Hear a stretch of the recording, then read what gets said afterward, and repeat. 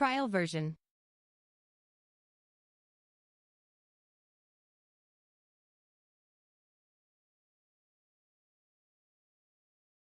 Trial version.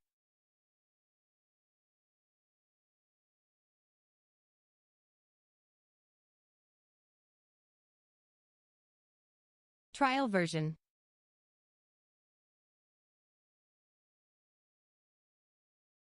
Trial version. Trial version.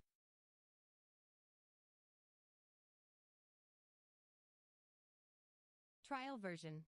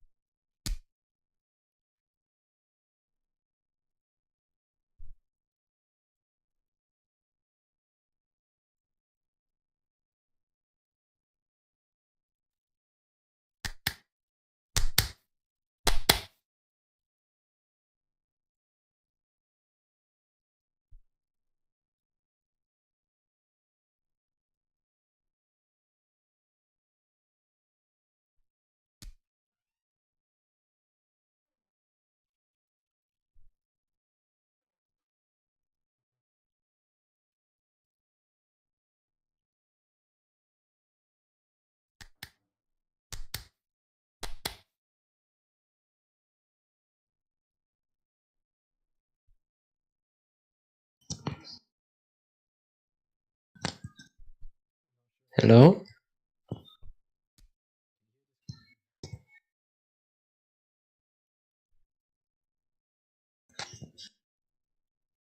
Hello? Can I be heard?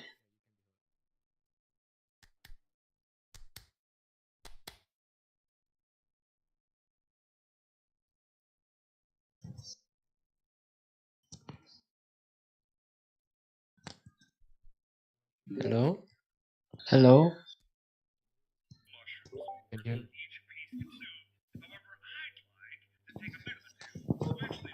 Am I heard? Hello? Yeah, Can we I can be hear heard? you. Okay, thank you. Ah, this is a little gruesome. But okay. Oh, wait, can you hear me clearly? Can you hear me clearly?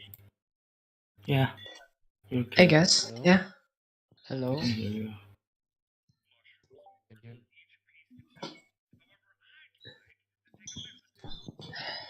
Am I heard? Hello?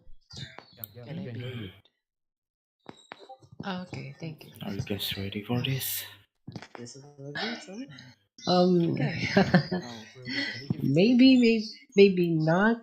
Well, I'm actually, Clearly. I don't know. I'm still deciding Yeah. on whether I should go with I guess Hello? slides or not because I'm Hello? actually making them right now in the last minute just because I wanted to give them visuals, but I wasn't able to make it today Hello? or last night. Yeah, we can hear you. Okay. I Oh well. guess ready If I for can't this. make it, then say laggy. Take your I'll just time. maybe Mm-hmm. not. Well, I'm actually I don't know. I'm still deciding on whether I should go with slides or not because I'm actually making them right now in the last minute. Just because I wanted to give them visuals, but I wasn't able to today or last night.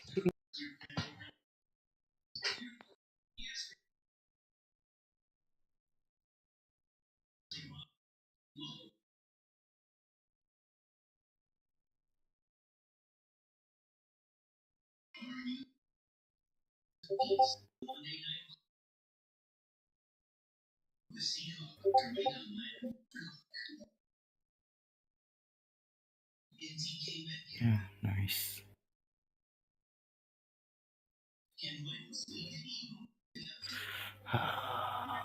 I'll wait until less than 5 minutes to announce. Mm. I'm actually really tired. I haven't slept. I want to sleep.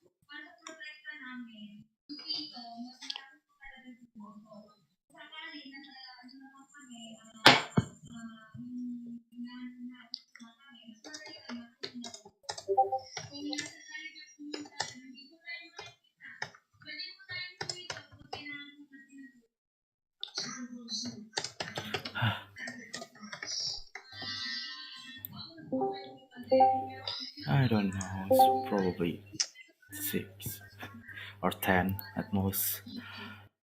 Probably more. Sun is here. I'm going to go to sleep after this. Okay. Oh, it's mine. It's my notification. Wait, what should I do now? Reminder.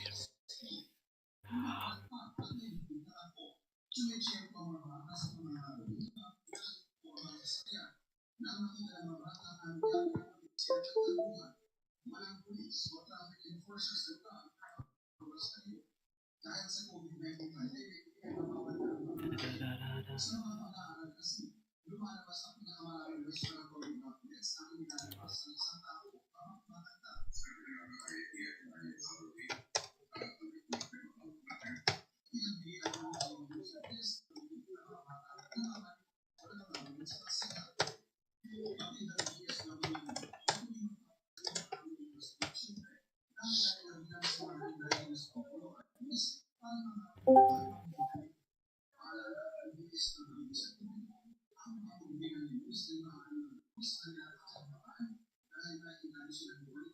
No.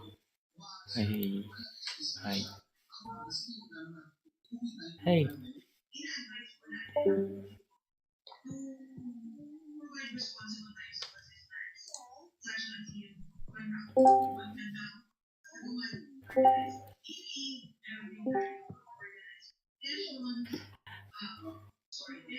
Well, you can go whenever you want to, guys. Or if you want to wait for some more people, that's okay. It's doesn't really matter. It's not 7 yet. Well, it's not 8 your time, so welcome Son and Swiran and Gina and Sony. Why are you all have S in your name? And hers. Hi.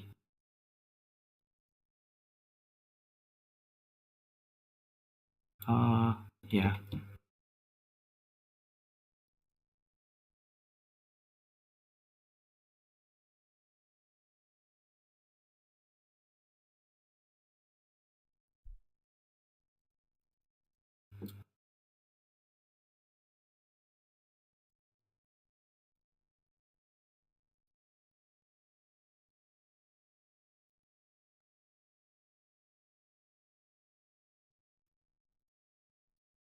Why are you still in a class? It's night.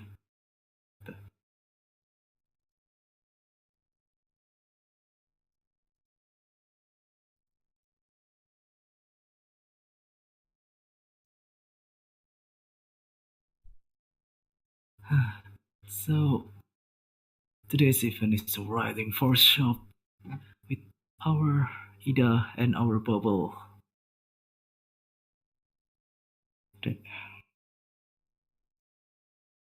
They are. I should say that they are pretty good at riding. But you can see for yourself.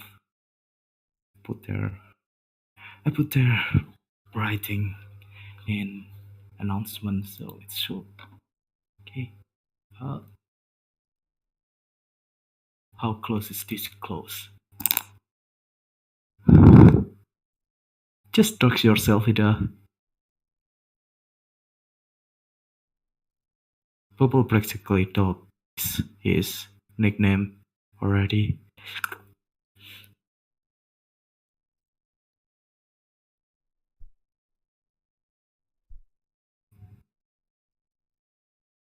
No. Your Wattpad.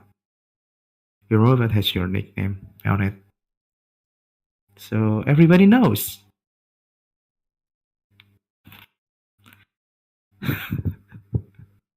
Too late to regret it.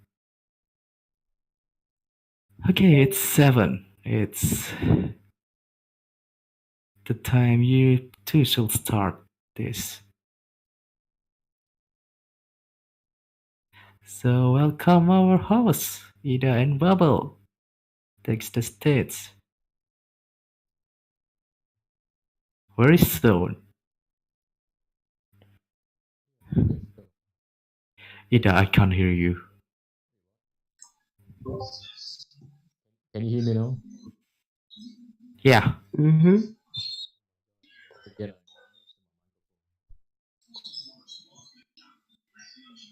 Can you hear me now? Yeah, we can hear you. You don't seem to be able to hear us, so...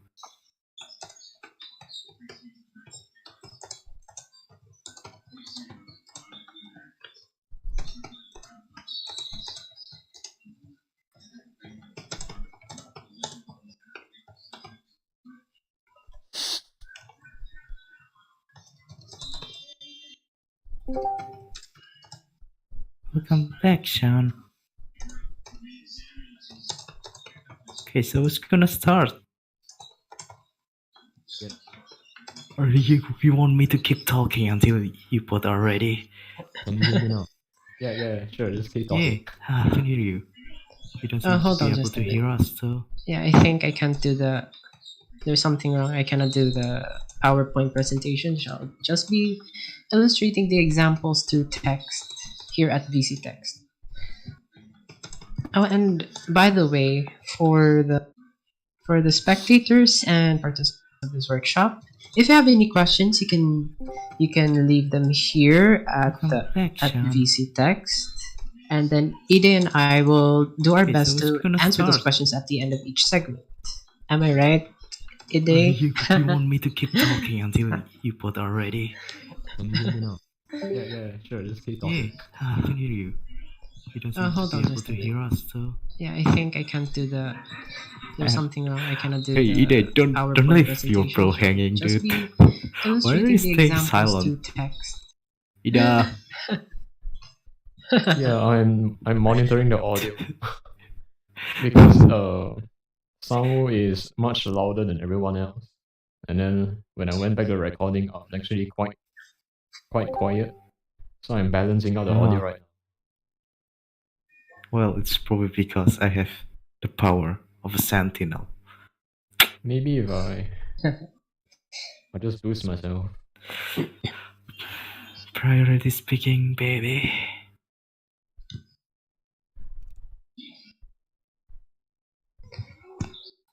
So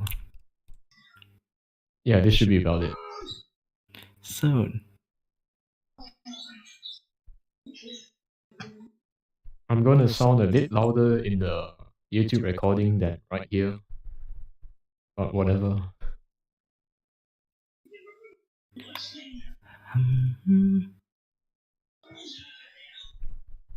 Okay, because...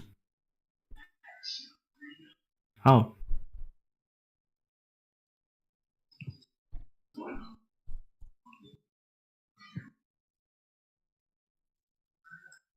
Why do you have debate in the middle of the night?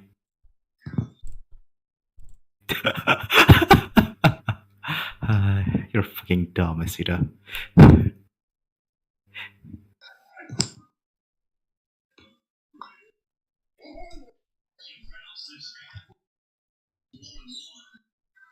Ida. Okay, Bubble, you can start now. Okay. I'll give you all the states.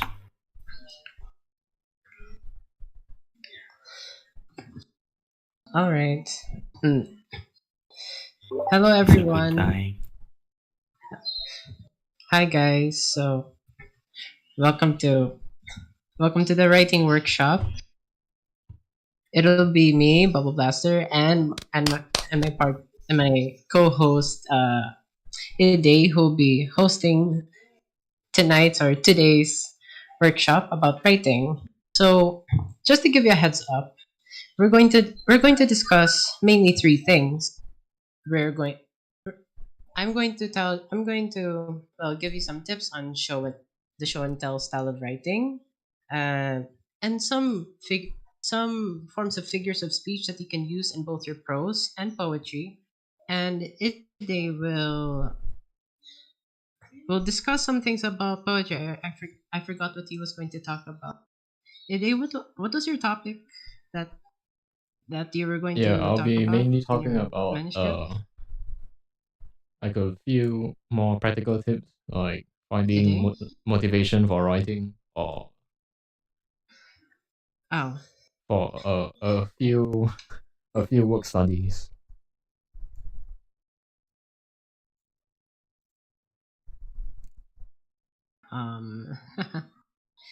did he?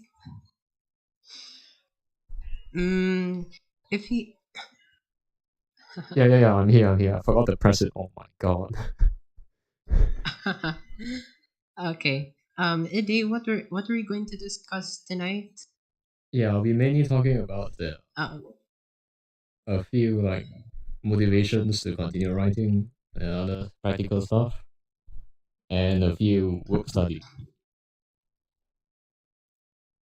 I see. Very well then. Shall we begin? All right, let's begin. So, have you ever heard of the show and tell style of writing? I'll just type it down. Show Actually, it's much rather called show, don't tell. Right. If he. Yeah, I'm here. I forgot to press it. Oh my god. Anyone who would like to Okay. Eddie, what are we going to discuss say tonight? something about this Yeah, phrase we that I mainly sent here in talking Dixie about text?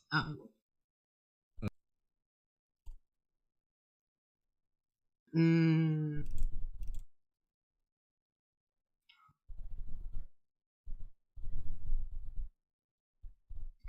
yes, you can speak using your microphone, or you can just type in. I don't mind.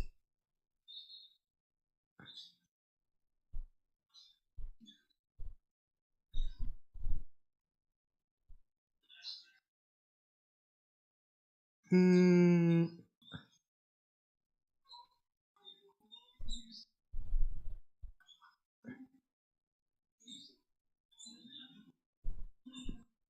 Oh,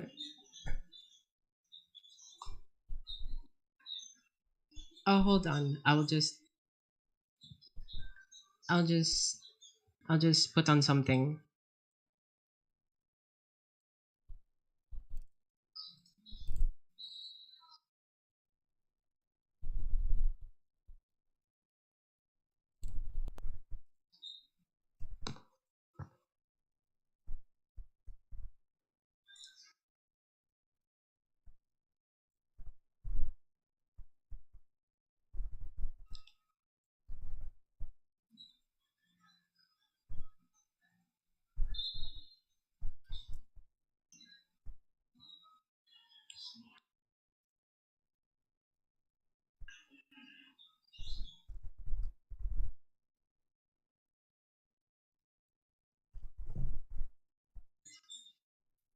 Anyone able to see my screen?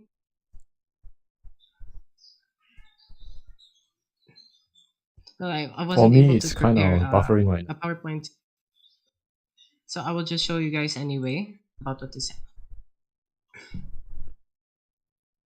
about what is happening. So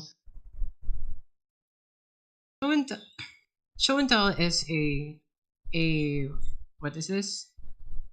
Show and tell is a piece of advice given to writers where it favors description over outright telling the facts, or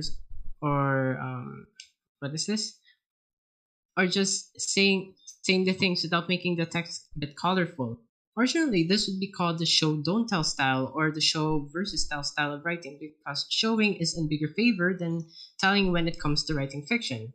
But what I'm here to tell you is that using those two terms, show don't tell and show versus tell, means something negative. I'll repeat, it's not unnecessarily accurate kind of title for this style. And allow me to elaborate on that. You see, the phrase "show don't tell" is a commonly used term among authors to describe the style used to favor description over info dumping. But this phrase also implies that telling not should not be used in writing fiction, which is false because there are some things in fiction that are better off told directly rather than expounded in a paragraph of descriptive sentences. And now here we go to show versus tell. In show versus tell, it is a safer term than show don't tell, but it isn't exactly what I think is right to describe the dynamic of this style. Showing and telling is a form of teamwork rather than a competition.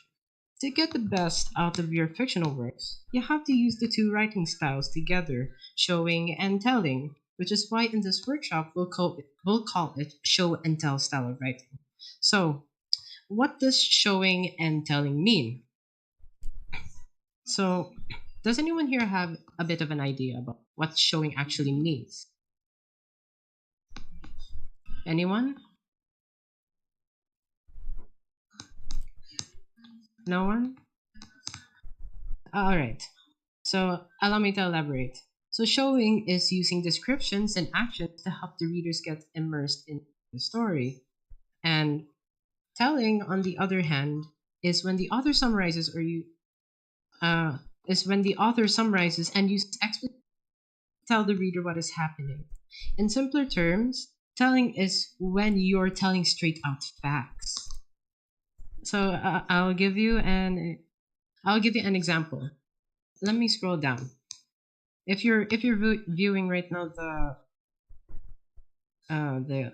the screen, fudge, my zooming is wrong. Here, I think I got it. Okay. So I give you two narratives, the one that is telling and the one that is showing. So here in telling, Sally is walking down the beach, and here is a showing version of that sentence. The warm sand sank beneath her feet, and she wriggled her toes deeper. The ocean glittered beneath the noon sun, and she pushed up her sunglasses, which were sliding down her sweaty nose. Sally veered towards the lapping waves and let them go her feet. If you notice that in telling is usually very short and it's very straightforward. You don't give out that many details. However, in showing, there are more details that you put in. There are more things that you can see vividly as a reader. There are more things that are being described. So in telling, again, in telling, telling is usually short and straightforward. But sometimes it can be long as well, depending on how lengthy your telling is. Showing usually uses adjectives, colorful words. What else? The actions of the characters that are in the narrative, or in this case, what the elements in a poem. If you're doing poetry.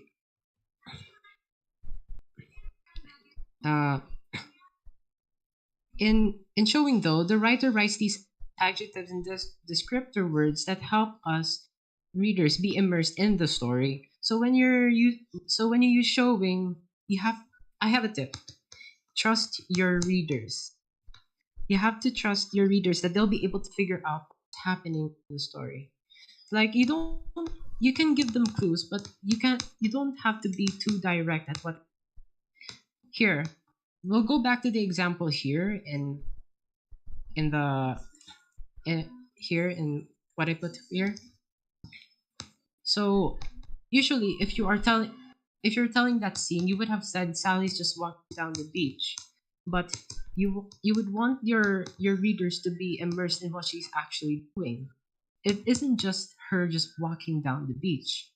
The typical author who would use the show and tell style of writing would actually describe the beach, the way she walks, the time of day, the little details such as the sand. Like here, for example, the warm sand sank beneath her feet and she wriggled her toes deep. This breaks down the simple walking down the beach. You not only take in the general walking, you also notice the minute detail. So first things first, you have the warm sand. You're using the sense of touch that sank beneath her feet, which also that sank beneath her feet, which also describes what is happening with the sand and her feet. So as a reader, you can probably imagine very well what it's like to walk on the beach. And she wriggled her toes in deeper.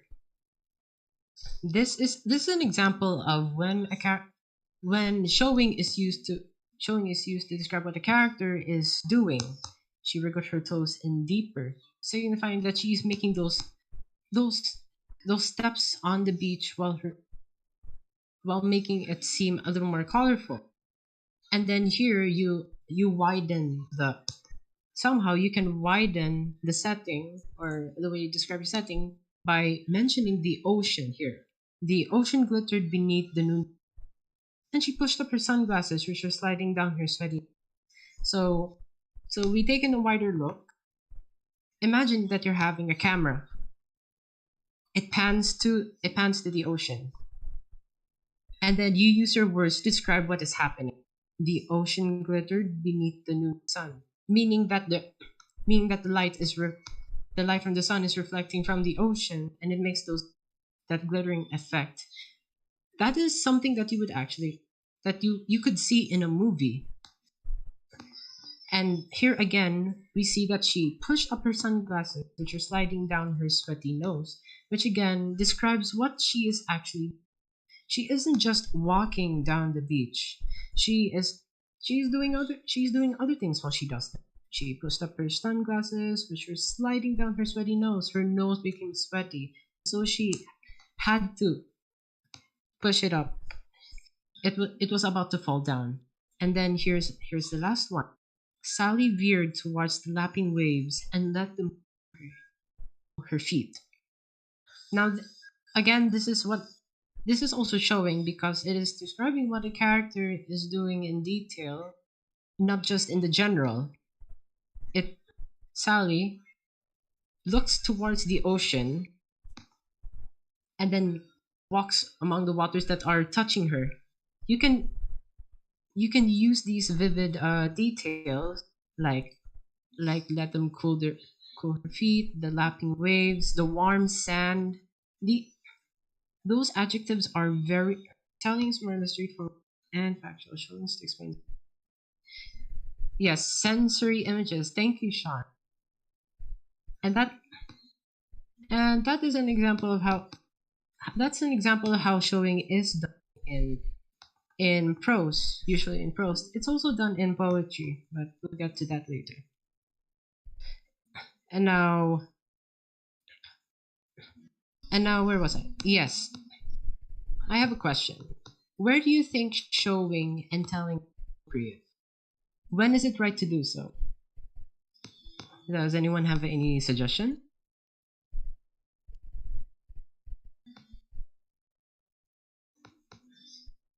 Anyone?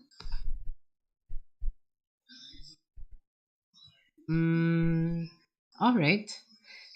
So I'll tell you a few tips that I got from a book.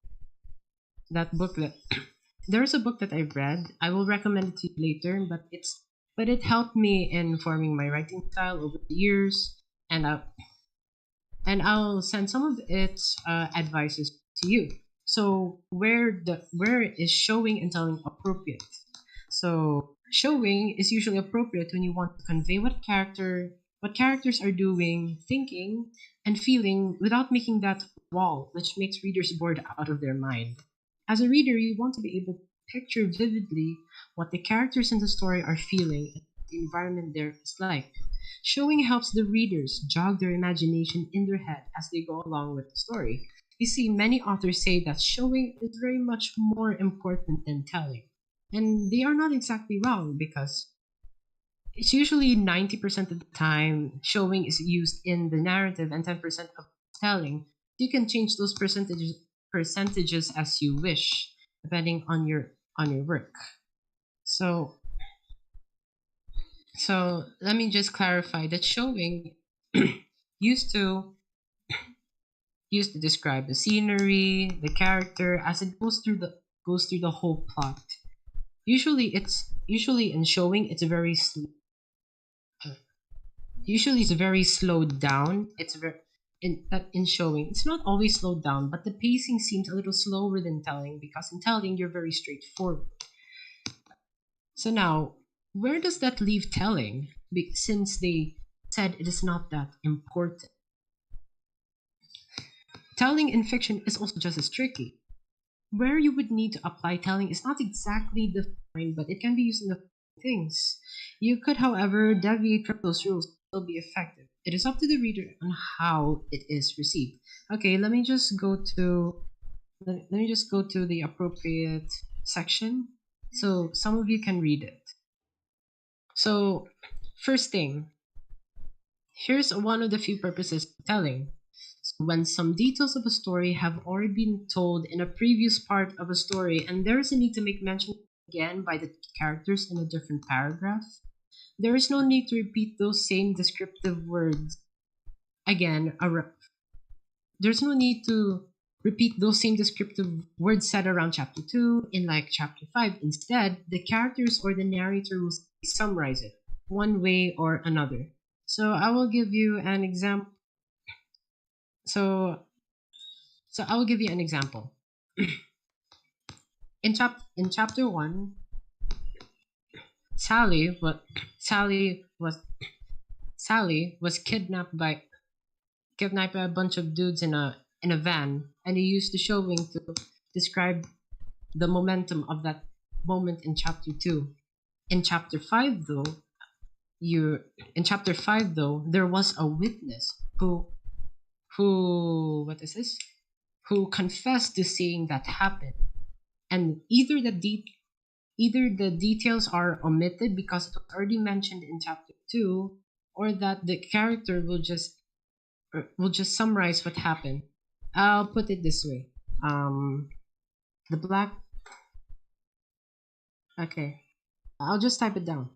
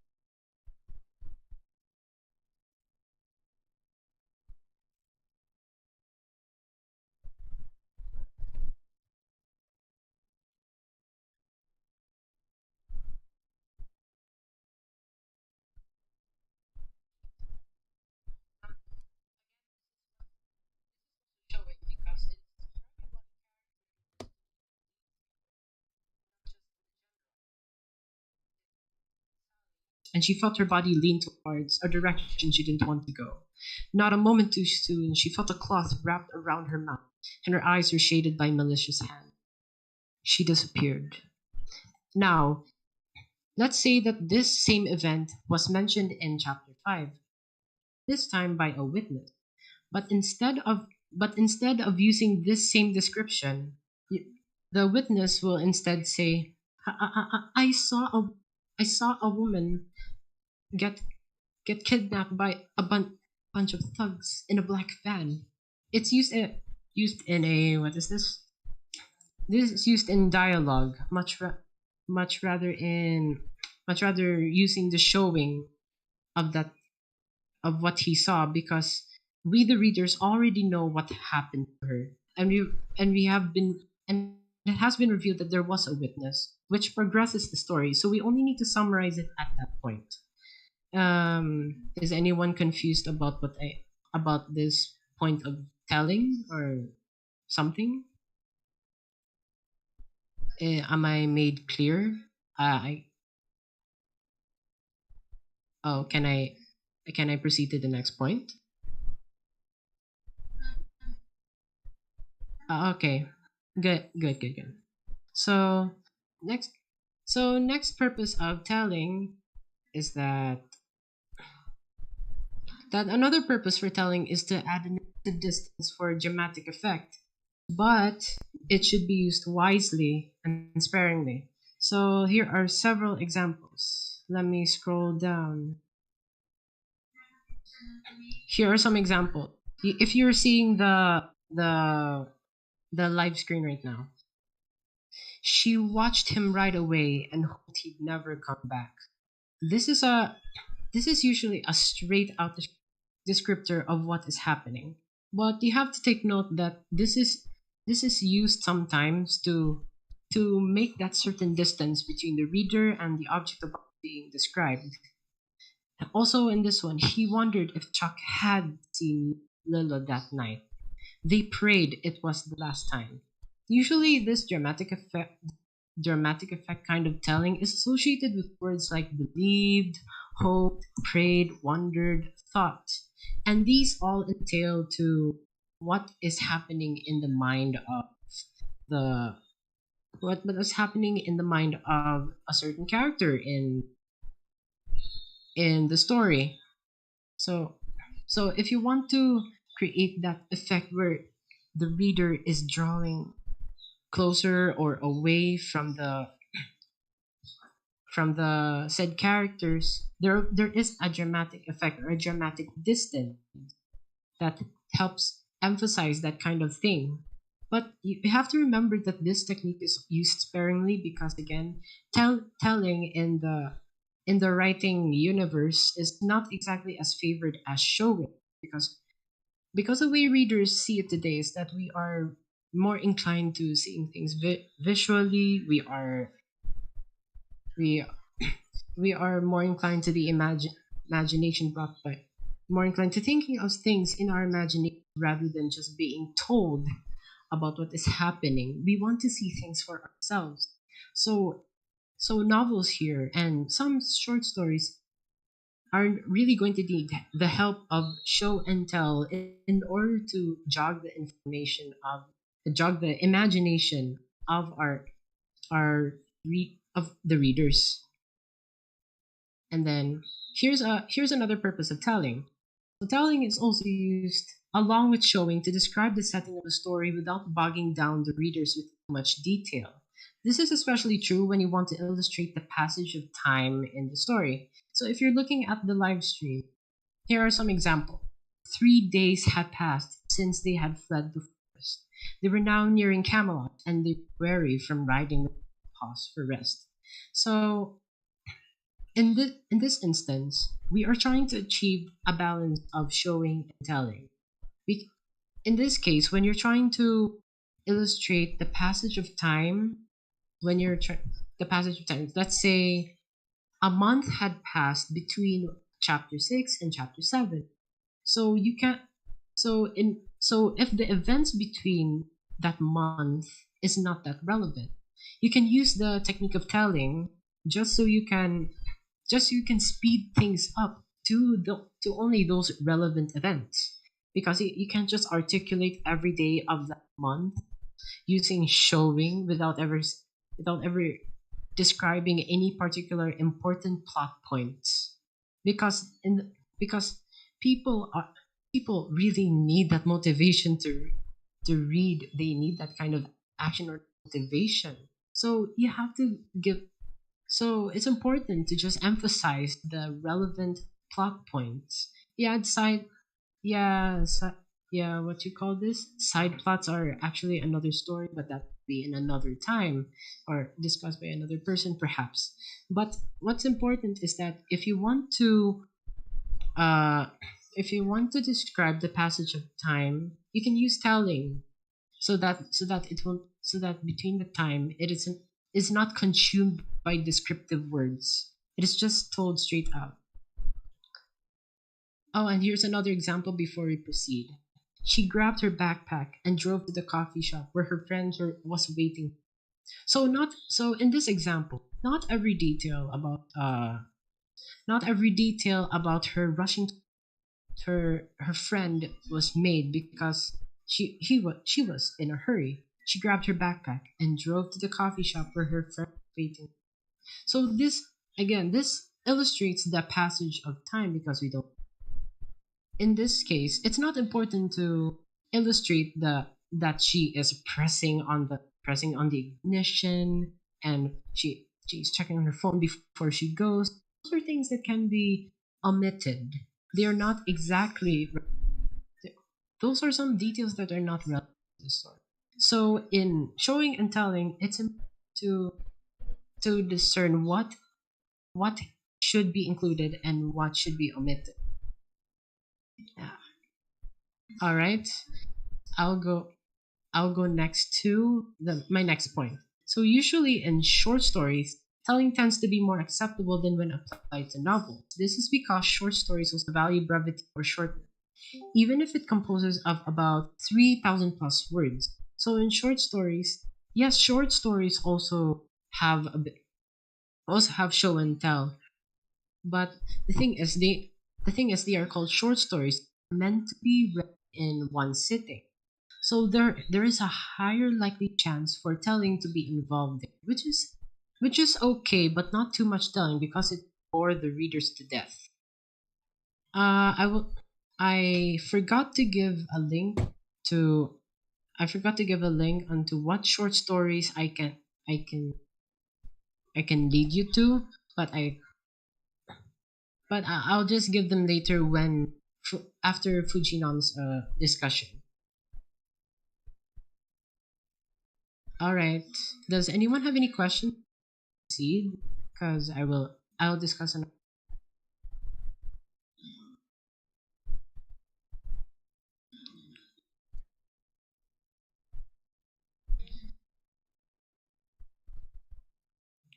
No one. All right. I will. Let's proceed. So we're done with the good points of telling. I'll just describe. So I'll describe to you another example, but I'll just say something first. So a good combination of showing and telling control the pacing of the story.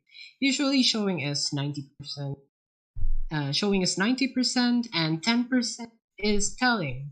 It's a general guideline, but not an absolute. Again, that 90-10% is just a general guideline, but not an absolute rule. So you can break that rule. Actually, a lot of authors break the show don't tell. But for this workshop, we call it show and tell because we're emphasizing the fact that showing and telling is.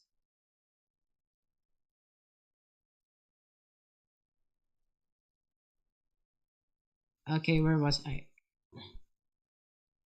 Because, well, it is a general guideline, but not absolute, because more often than not, writing tends to break the rules, innovate, and change. Yes, there's something. Oh, I have the application minimum. Okay, so more often than not, the writing tends to break the rules, innovate, and change one way or another. Okay, I'll give you an example from a book that I actually read this morning. It's one of my favorites. It's a gift from my friend's birthday 7 years ago. I gasped at the keen, fresh air and at the prospect before me, encased inside the monastery's walls, submerged in its orderly program of worship. I had almost forgotten the close presence outside and all. Now its blueness hit me like a blow. A wide vista of coast lay before me, stretching away in either direction. Two vast sandy bays, divided by a rocky causeway, extended below us, white lines of surf-like ermine dwindling into the distance, far as the eye could. This narrative is an excerpt from Bird of the Wind by Joan Eichen. It's one of the books that I've been reading lately. If you notice that the paragraph here, there are sentences that describe the place which the protagonist is in and his reaction to the scenery. For instance, I gasped at the keen, fresh air and at the prospect. So this is just an introduction to what we readers are about to witness. But for him, it's what he is about to witness. This at the prospect before me is one of those magical phrases that it gives us a slight 1% cliffhanger, and then it proceeds to the next sentence. Encased inside the monasteries, submerged in its orderly worship. Oh, okay. Let's just emphasize the important points. Encased inside the monastery's walls. What is surrounding the monastery? I had almost forgotten the close presence this outside and all around. So there is this descriptor of the sea and all around. That means the monastery is surrounded by water. almost like an island. Now its blueness hit me like a blow. This is one of the this is another one of the reactions of our character. Just a spoiler alert. His name is Felix Bridal Wind. Now, Felix gasped at the keen, fresh air as he went out of the monastery, and then he became more amazed when he saw the horizon before him. Now it's hit me like a. He saw the sea that was described earlier, which is as blue as it can be, or as blue as the sky, whatever that is. What else? There is also a sentence that not only describes the scenery but also notes the impact of such scenery to the character. That is, I mentioned earlier about how this person reacted to scenery. And you have to take note that when doing show and tell, you have to consider the point of view that is used in your story. So, why am I bringing up the little point of view? So, some of you may have known already about the first person, the second person, the third person, but I'll just type down some of three common points of view are used in prose. Actually, prose and poetry. Here, the first one is first person. This is also very common. This is used when you want to when you want the readers to some connection to the protagonist in his eyes, in his thoughts, in his movement. And we have third person limited. In third person limited, another person, or say the narrator, is the one is the one narrating the story. However, he is unable to pry and further thoughts of other characters. Instead, he's only able to describe face value on what the other characters are doing in the scenery. So I will demonstrate to you later an example of the three points of view quite later. And then we have third person omniscient. Yeah, if that's the correct spelling. Yeah. Third person omniscient is like a god or something. Oh, Chiaki, you just missed some of the importances of telling, and also important factors about showing, and I gave an example. You can still stick by because don't worry, Chiaki. You I'm still in the middle of it. I have a lot. Not exactly. Yes. Thank you. Anyways, so going back, a third person omniscient is like you are like a god. You are able to you're able to see other people do things. It's not only what they see on the outside. You can it is able to encompass a lot of characters. It see in different points of view, but you're still maintaining that narrator air with you. So okay. So where was I? You have to take note when doing show and tell. You have to point of view. Is it a limited third person or an omniscient third person view? Is it a first person point of view, or of one characters or many? Is it also the rarely ever used second person point? The point of view that you use for your story affects how intimately or reader feels towards particular events of the story, thus changing how your show and tell is written.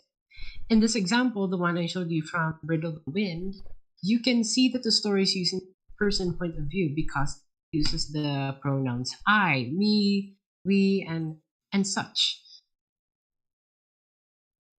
The sentences are worded to help us feel the environment in his shoes, like what I demonstrated in the example. You can see it in his own eyes.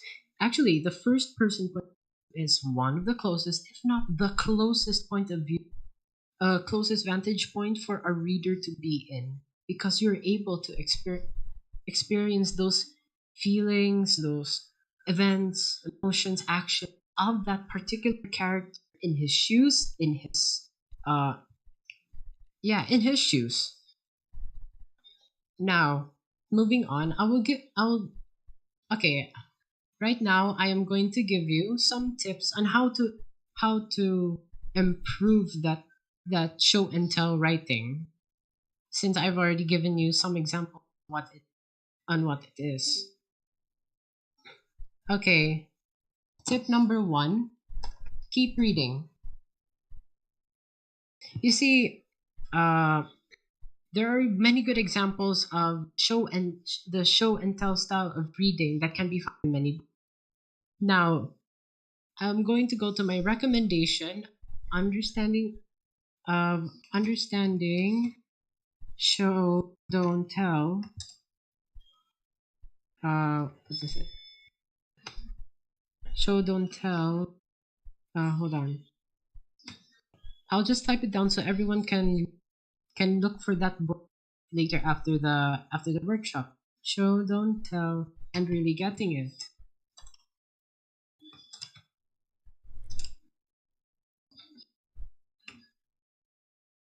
By what's her name?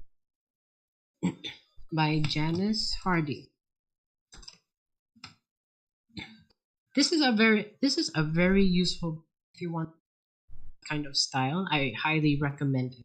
You can search it up on the internet. It's probably free. I actually downloaded it in a site. Okay. Yeah. You see, as a writer, there is an importance in not just. You also have to read. You also have to keep reading, because you'll be able to gain wisdom and very good examples on how works of fiction and poetry are written, and you can absorb various amounts of styles. You can have the style of Edgar Allan Poe. You can go for a Mary Higgins Clark kind, or maybe even a Dan Brown, or what have you. Oh, we're not into world building. Just a clarification. So to summarize, as a writer, it's also important to read, not just write, not just practicing writing. Okay, another tip.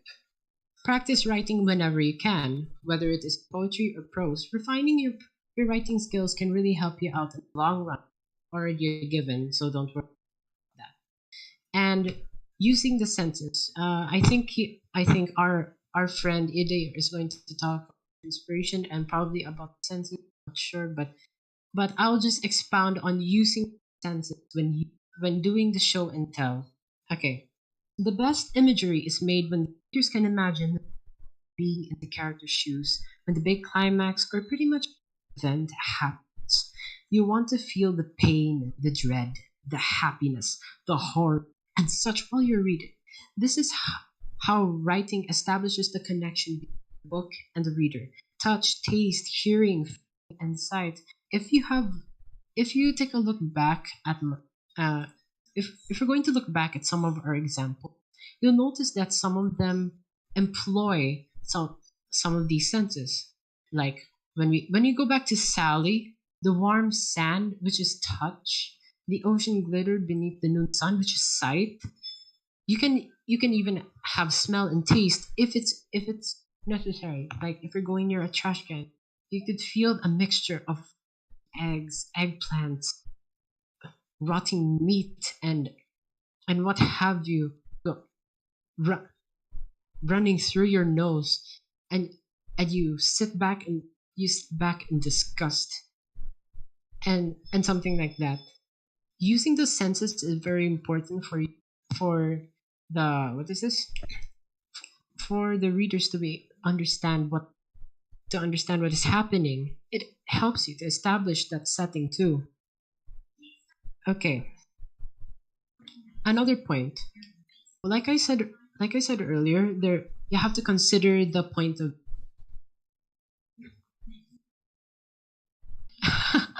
Oh my goodness, Chuck. Anyways, like I said earlier, consider the point of view that is being used in the in the story, in the poem, or the novel. It affects how you will write your story, how close the readers would feel to the world in the book. So leads us to three examples on how these point of views are viewed. Okay, if you're is everyone able to see the presentation? Because it's right here. Yeah. And if not, I'll be reading with. Okay. So here's the first narrative. All three of these point of views refer to one story, but they're told in a different way. I'll read it to you. Here is in third person limited. The man was around 30, but looked older, worn out from the constant running, the constant fear. He left the rundown hotel room and lofted a pair of equally worn duffel into the back of an old pickup truck. He sighed, staring at the meager supply, as if he wished he had a few more boxes of ammunition. Amarillo was overrun with the undead, and no place to be caught unprepared. His wife had begged him to take another route, but the distress call they picked up last week had come from a radio station. Every survivor knew other survivors. Bob was no exception. If you take a look at the third person limited, you see that there is no hint about what any of the characters there are thinking, other than the fact that there is a situation there that the narrator could see. He can only see from the outside, not through the thoughts of any character. So the narrator, as the narrator looks at the character, he'll see the man was but looked older, worn out from the constant running, the constant fear. This is what the narrator judges from his vantage about what he is, what he looks like, how old he is. And here, this third person narrator also describes what he was doing. He left a rundown hotel room, lofted a pair of equally worn duffel bags into the back of an old pickup truck. This only describes from his point what this person is doing, what Bob is doing. He just runs outside. That's all he could see. This is what limited looks. You only have a limited amount of things that you can see. And then he sighed, staring at the. This is another detail that you have to, because this is what he looked like when he looked at the supplies. And then the narrator would have to make a judgment of what he's thinking, because it is probably an assumption, staring at the meager supplies as if he wished he had a few ammunition. This is a hint that only the narrator could judge based on his expression, which would probably be correct at the third person omniscient reading if he was able to read the mind. And here's another thing. Amarillo was over and no place to be unprepared. This is something that the narrator knows. Also, the character knows that he could see externally what the situation is in Amarillo. So if you're using third person limited, don't forget that you're not that limited. You cannot read the thoughts of characters, but can take note of setting of what the characters are doing and what the characters say. Everything else is just the same example for third person. Alright, did everyone get that? Alright. Alright, next we're going to third person. I'll read it to you. Bob was around 30, but felt worn out from the constant fear. He left down hotel room and lofted old duffel bags into the back of his even older pickup truck. He sighed, staring at the meager supplies and wishing he had a few more boxes of ammunition. Amarillo was overrun with the undead, placed to be prepared. Sally had begged him to take another route, But the distress call they picked up last week had come from an Amarillo radio station. Everyone knew you didn't ignore survivors. So in this example, third person omniscient, you can see, if you notice, there's a tiny difference, limited and third person omniscient. So in third person limited, you are not given the information about the name of the character until they say it. But here in third person omniscient, you're already given immediately the name of the character. There was Bob and there was Sally. So here in this sentence, Bob was around 30 but felt torn from the constant running, the constant fear. So from the narrator's standpoint, it's not already an assumption. It was already a fact. He was around 30, being specific, but he was around there. And then we're still using the third person omniscient to describe what he was doing. He left the rundown hotel room and lofted a pair of old duffel bags in the back of an even older pickup truck. He sighed, staring at the supplies, wishing he had a few more boxes of ammunition. So in here, we can see that he is already he's already thinking of something. He is wishing that he had a few more ammunition. So in third person omniscient, you are able to delve into the mind, into the thoughts, at least the surface of the characters that you're narrating. And here again, we can see that Amarillo was undead and no place to be prepared. So this is something again that the third person omniscient narrator knows. And here we see the name of the wife of Bob, which was Sally. Sally had begged him to take another, which implies again that the narrator also knows the name, which is Sally, which confirms it. But the distress call they picked up last week had come from a radio station. Again, this is something that the narrator knows. Everyone knew you didn't ignore other survivors. It's just a running statement. So did anyone get what I was saying about third person omniscient? Do you have any question before I proceed? Okay. Very good. And now let's go to the first person, which is something interesting. I guess 30 is the new 80. I sighed and rubbed my knee. It had some ice in it, but no such luck. I left yet another cramped hotel room and lofted my duffel bag in the back of a pickup that probably was nearly 80. It would need parts soon, and we could use a few more boxes of ammo before we hit Amarillo. Reports said that it was overrun with undead, and with our luck, we'd sure as spit break down there. Sally begged me to go around, but that distress call we picked up had come from an Amarillo radio station. Nobody ignored survivors, not even. So in here, we're actually delving deeper into the thoughts of our character here, which is Bob. We're seeing through Bob's eyes this time. I guess 30 is the new 80. This is a running surface that is happening in Bob's mind. But you remember, as a writer, you can't always articulate everything that is running inside the head of that person. You also have to take note of what he's seeing and what he's experiencing, which is how a story goes. Like this example, I sighed and rubbed my knee, hoping we had some ice in it, but no such luck. This describes that he had been sore looking for some ice, but there was none. I left yet another hotel room and lofted my duffel bags in the back of a pickup truck that probably was nearly 80. So here, let's emphasize that probably. So in that statement, we can see that he has an opinion or a judgment.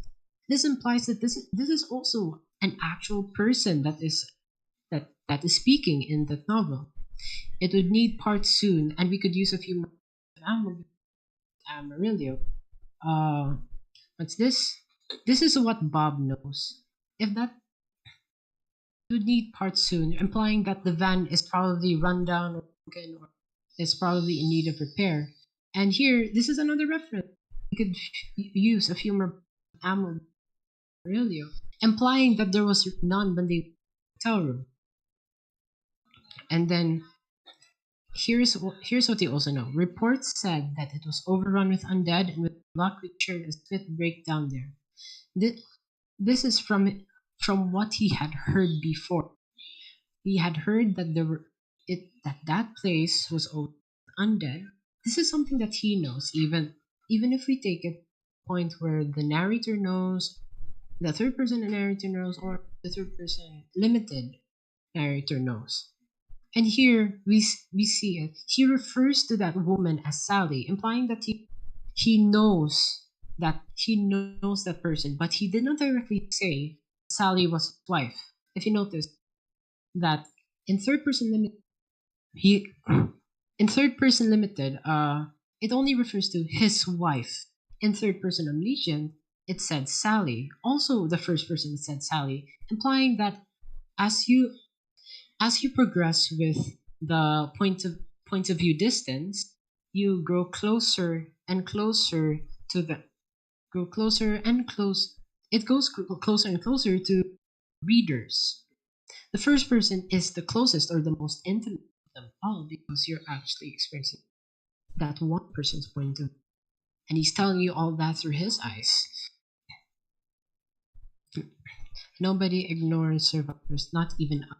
Take note that he also used us. Usually, the first person pronouns imply, if it's not in a dialogue, it implies that it is a first person usually, or it's just a running thought, and you forgot it. Okay, I also have another. Okay, I have 3 more points, but I'll make this quick. Or do you guys have any questions before? No one? No one has any questions? Okay. So here's another tip for the show and tell kind of writing. Drafting is very important. In the face of writing, sometimes it's important not to take your draft as final. Yes, I know that's a given advice for editors, writers, and such in journalism, or even just writing a book or something.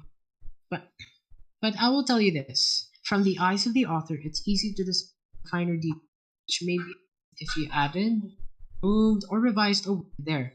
And a lot of the time, the narrative you wanted to tell the story would feel more told than shown. So what I'd like to tell you is that you have to draft, then read, then revise, then read again.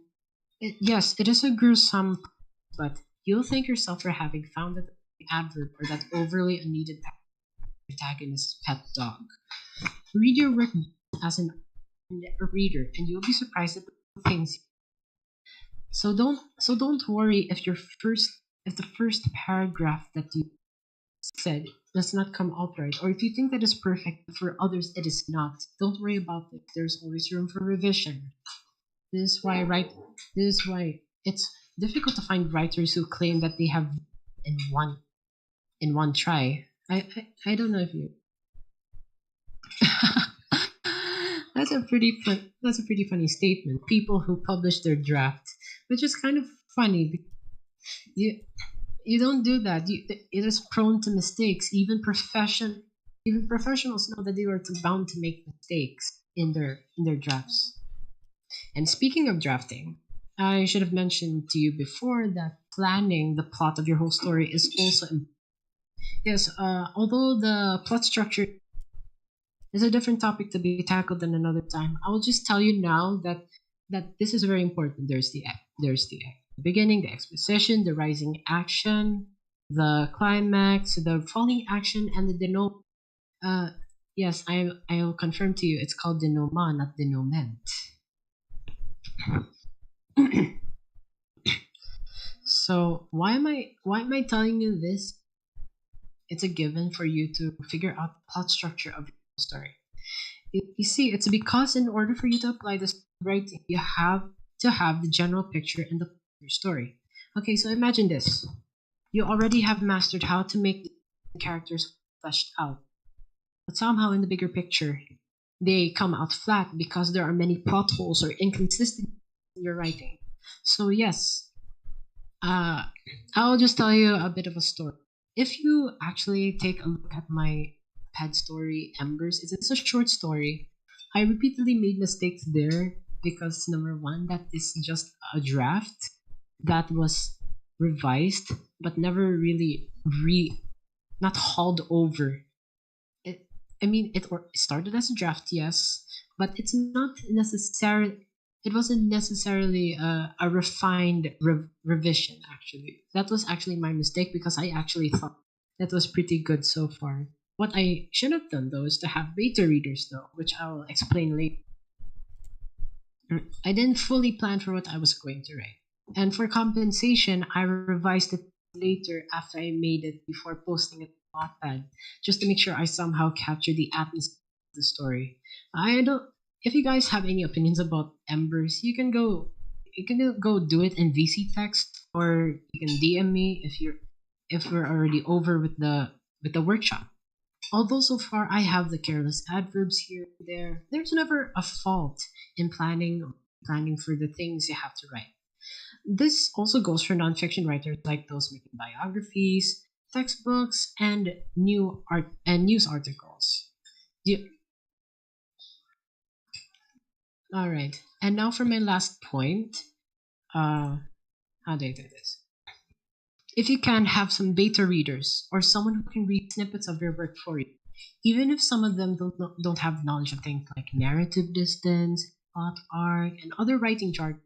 They can tell you how they feel about a particular narrative, which is essential when you're trying to refine the show and style written there. They can also tell you if it feels too rushed, too slow, the description seems vague or too much. Like for example, I actually posted a bit of a writing exercise in the writing channel. Yes, and I actually want to give a big shout out to Axolotl for giving me some really good criticism about like how I'm missing a few semicolons, even though it's my style to use a lot of semicolons, even though it's used to conjoin two related sentences. I appreciate that he's actually anyway, including our friend Ide. He was also there. Thank you for the feedback that you gave me. And it's pretty nice that you have beta readers that help you in shaping how you write and in refining your style, your unique style. Even though there's the show and tell style of writing, there each writer has a new unique way of writing, and I can't exactly say how specifically for you can develop it. Then you have to keep reading and writing, explore, experiment. That's all I can say. Keep practicing. Get your 40 hours. Ling Ling is waiting for you. After that, after the beta readers review your things, you can go ahead and revise how the story is expressed at your discretion. So, does anyone have any questions before I proceed next to figures of speech, which is is pretty short, but I want to give options for our future writers. Do you have any questions or suggestions or something?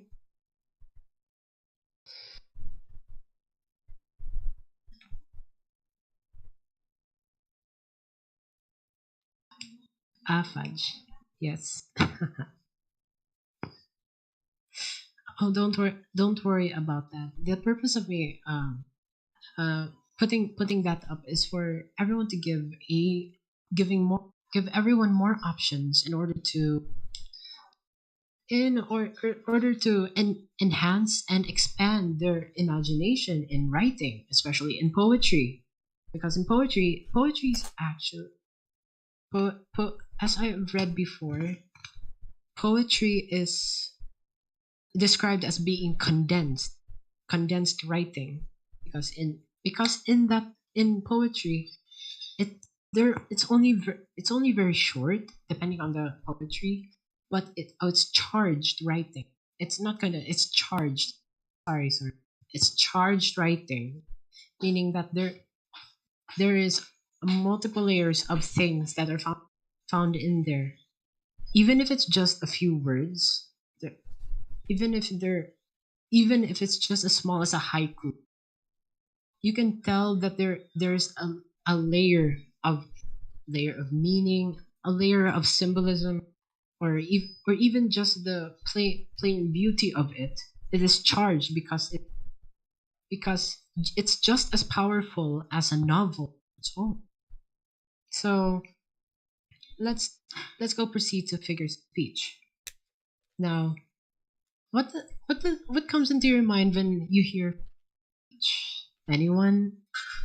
Aside from Shani, who got Vietnam War flashbacks.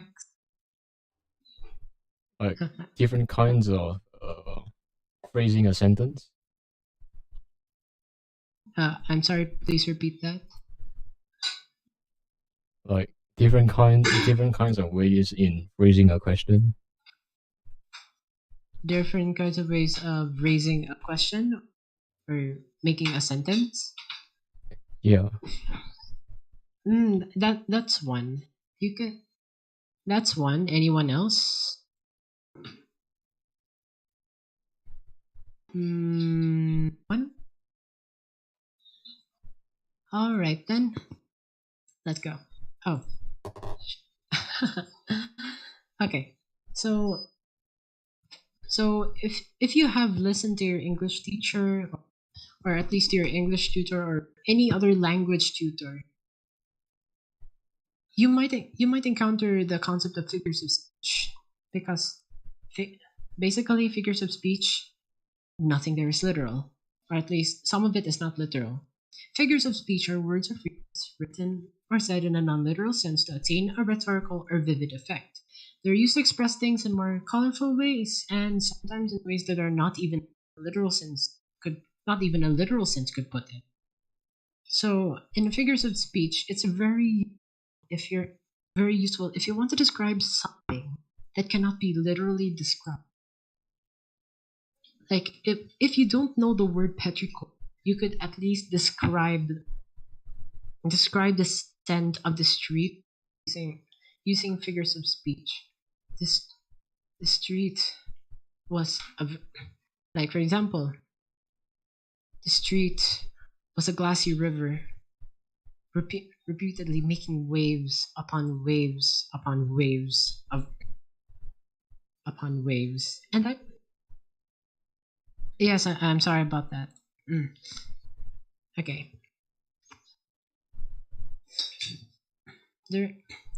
But why am I going to discuss this elementary, all the helpful topics for you to write prose and poetry? So the thing about language is that there are many ways things can be said about something. And this little snippet of language, which is figures of speech, is what makes talking with people or even reading about things more colorful, expressive, emphasized, and such. But you should be aware that figures of speech is not often or not at all used in things like news or nonfiction. I mean, sure, you can use it in nonfiction. If it's a biography or autobiography, depending on the author. But other than that, for things that entail to truth, that do not require understatement, exaggerations, figures of speech, I guess, are to be used minimally or sparingly in those areas. But in this case, we're using it in fiction and poetry, so it can be used however much it is appropriate. So in terms of poetry and prose, it also does the same thing to add color, layer, emphasis, and meaning. Remember what I said about showing how the technique of showing uses description words and phrases to describe and shape the setting of the character? Figures of speech do that too. Now, what figures of speech do you guys know? I will not scroll down. I will just ask you guys what you know. Anyone? Is there anyone? Yes, similes. What else?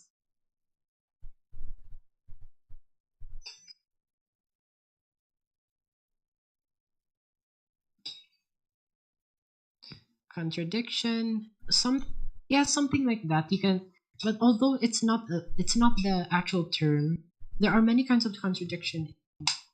There are many kinds of contradiction in figures of speech because many types of irony. I'll go into that in a. What else do you guys know? There's metaphors. Yes, thank you, Sean. You have been listening very well to your English teacher. Mm-mm. The, yes, they are subtopics. There are different kinds. Mm-mm. He's a good boy. I give you 5 points. but jokes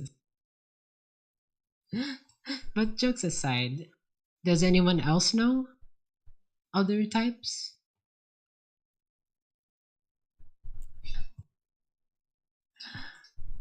Uh, okay, I'll just proceed. So there are so most of your answers, yes, they are all right. There are a lot of those figures of speech, and the most common one, poetry. So allow me to give you those kinds and examples for the commonly used ones, and I can probably give you more options on how you can express yourself for other things in prose and poetry. So so let's go down first. We have simile. So for those who don't know, yeah, I would just like to reiterate the types of figures of speech that are commonly used, so that for those who don't know, they'll be educated and be able to use those types in their writing. First one is simile. So a simile is a type of figure of speech where two seemingly unrelated objects are compared by using the words such as like, akin, as, and etc. Here's an example. Racism is like a sea split in two. Yeah, I didn't complete the. No, sorry, that's not meant to be there. Racism is like a sea split in two. Or another example. My life is like a black cat. It's bad luck.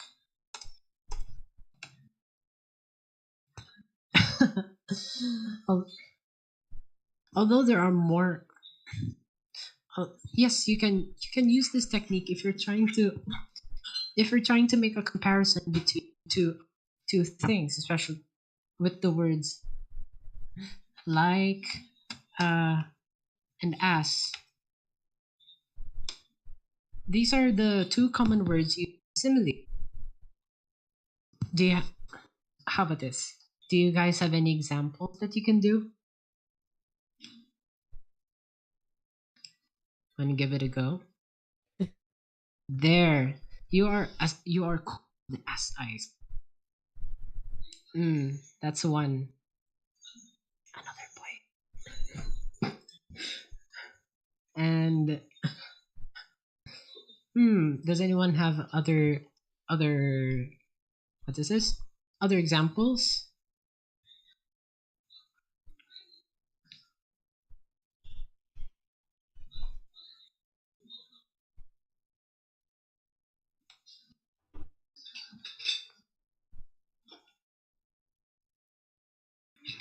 Just waiting on Ide and Shawnee and possibly Kicking and Harshi and Samu. Oh, you have a question? Go right ahead before I proceed to the next thing.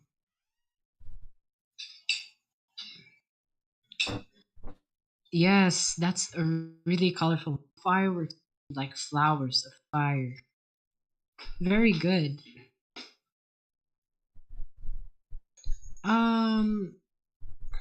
Oh, good question actually. There's actually not much difference except when you're except in how it is how the sentence is structured to use that simile. Okay. I'll give you an example. I'll use the black cat. Like is closer to similar.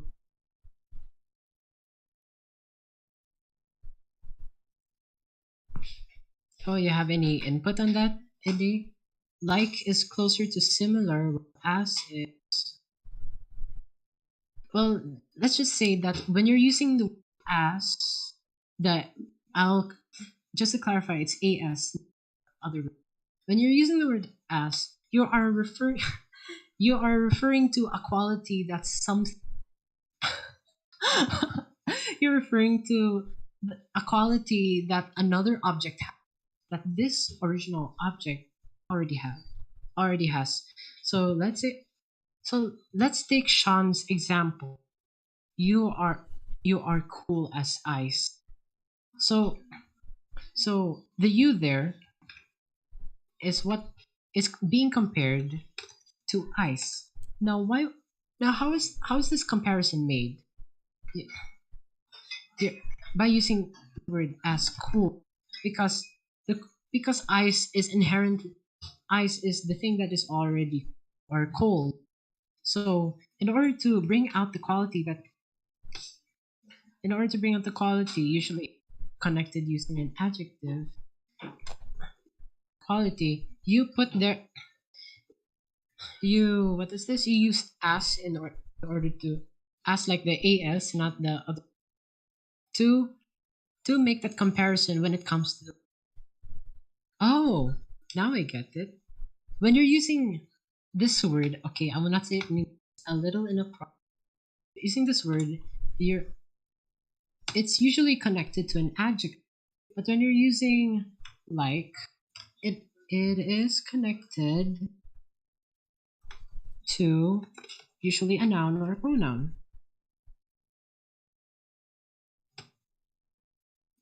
Actually, a noun or pronoun or an adjective with a noun parking. Here, this is a definitive definitive difference between using like and as.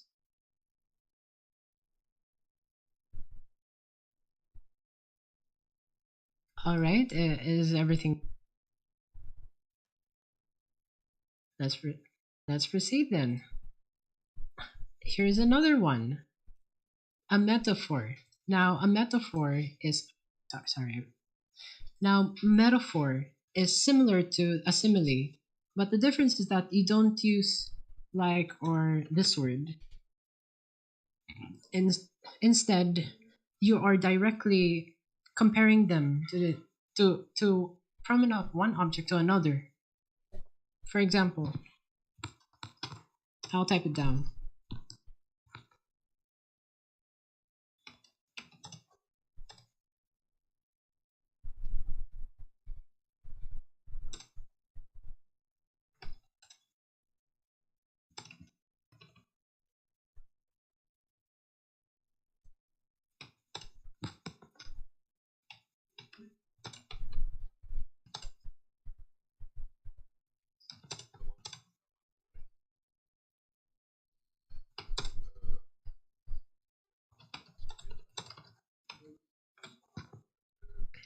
Here's an example.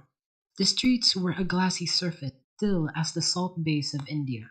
So I was able to put in both a simile and a metaphor in the same sentence. So the metaphor here does not use the word like or as. Instead it directly connects one object to the streets were or are a glassy surface, still, and then here is the simile. It is still as the salt base of India. So is co- the adjective is being attributed to what the same kind of adjective that's being used in another thing, like the salt base of India. I took that because there are a lot of salt thingies over there where they collect salt. Yeah, it's pretty well known for their salt things. But yes, m- metaphors are also used to make more intimate kinds of comparisons. Hmm. Should I ask for an example, or do you have any questions?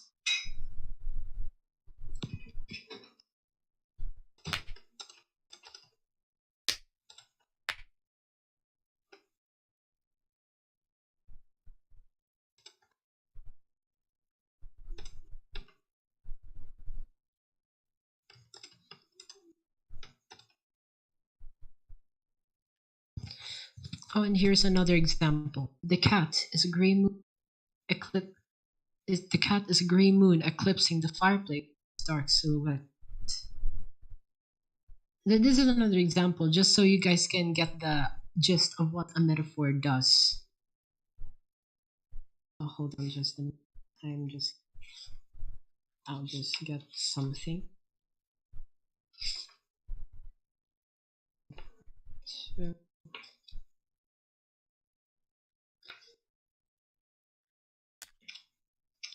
here's one last.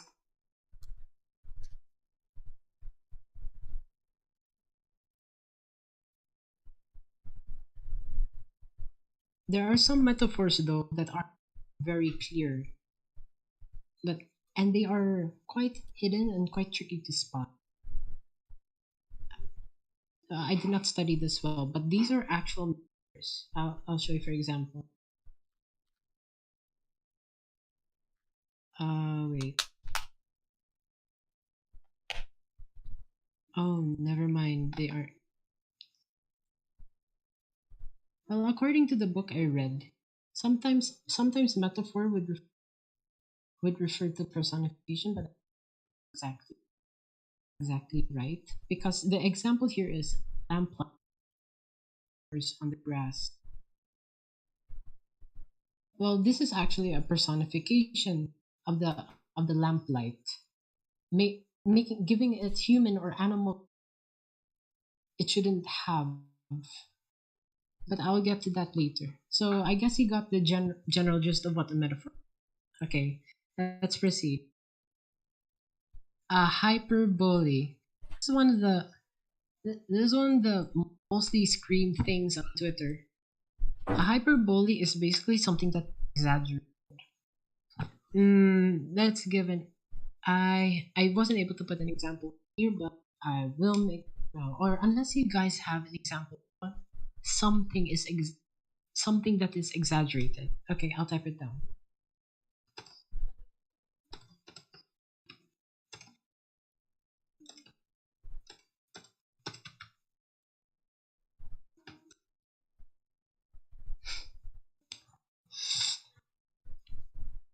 Well, that is actually the opposite. That is the opposite of a What is this? It's an opposite of a hyperbole because you turned it into an understatement. There is a term for that. Oh no, fudge, no. Hold on just a minute. There was a term for that.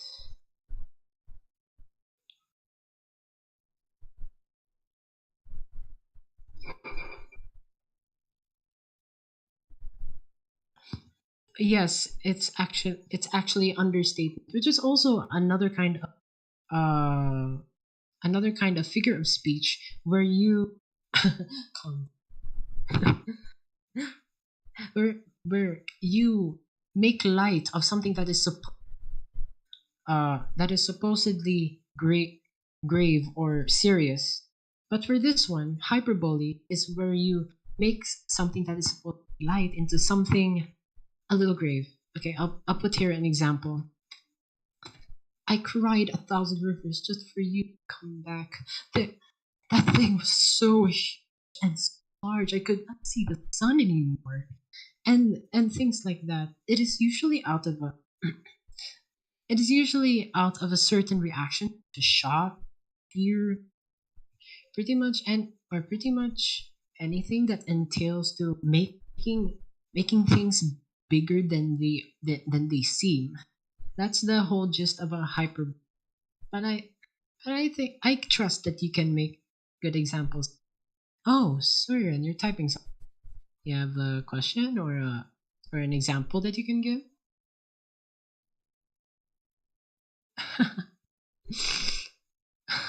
Alright. That's oh. Did you understand everything that I taught so far? Okay. Let's proceed. So here we have allusions. An allusion is a reference to another literary or art. So this is one of the trick this is one of the trickier figures of speech that people hardly ever take up because people actually think of it like this. You want to put an Easter egg in a book. Easter eggs in games are literal allusions. There, yeah, they are allusions or references. Like for example, wait, what is Easter? What are famous Easter eggs in guys now? If you guys can, yeah. Usually, Easter eggs are an example of an allusion. They refer to another game or to another work or to another piece of art.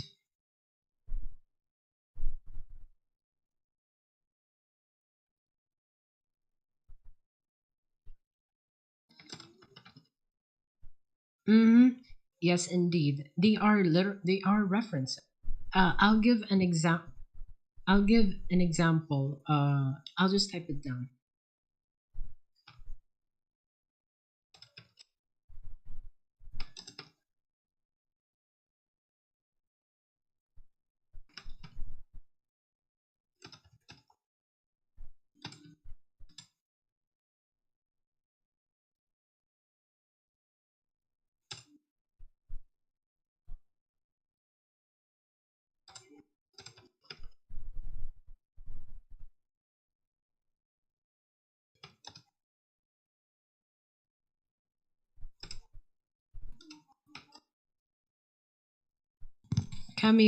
Do cameos count as a yes, indeed, actually, because because again, this is a cross reference from other works of art, works of literature, and this game's other games.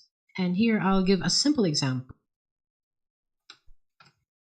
Her smile, she calmly stared, brushed and faded into gold. Da Vinci and his masterpiece, staring right through my soul. Now, what particular work is being referenced here? Anyone?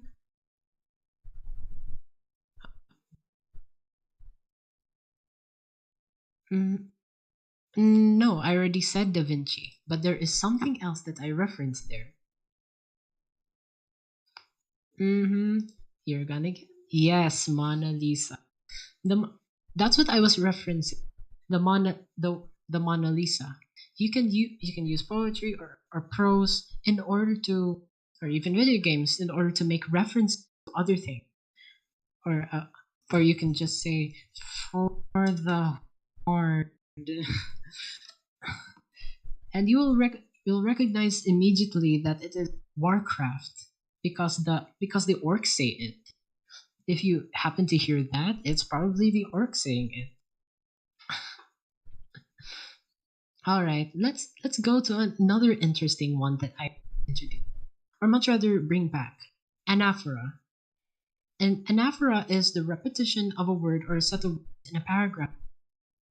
Now, it's pretty simple, really. It's just basically the repetition of a word or a set of words. It's just a word or a set of words. And now I will give you an example.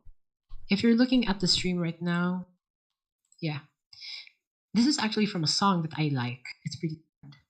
She's imperfect, but she tries. She is good, but she lies. She is hurt. She is hard on herself. She is broken and won't ask for help.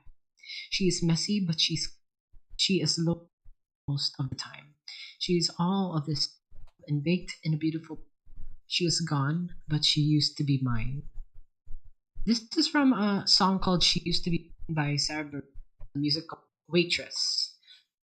And I emphasized here what is being repeated here. She's or she is. This the she is repeated across the poem or the stanza in the beginning of each line to emphasize that she, the singer or the poet, is referring to someone who is feeling these emotions.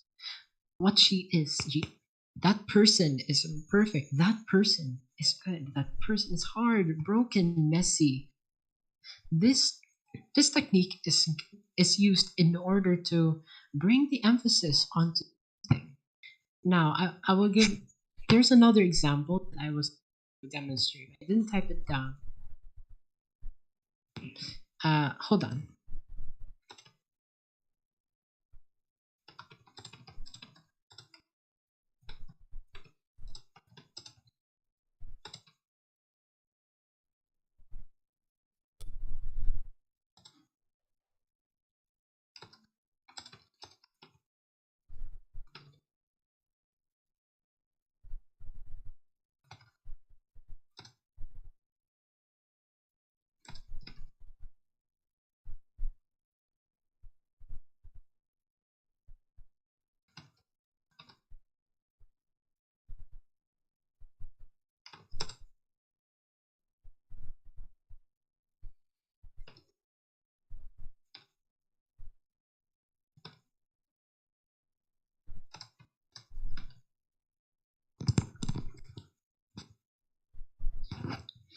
In this example, for it is love that brought us. Never has love abandoned me nor you. Forever is loved. So I would like to clarify that when using what's this thing again? When using anaphora, you don't have to make a repetition at the beginning of the line when in making poetry. You can also make the repetition in the middle of the line as long as that word is repeated. That word or that set of words must be repeated, and that gives a good thing you're understanding. Now do you have any questions before I proceed to, and then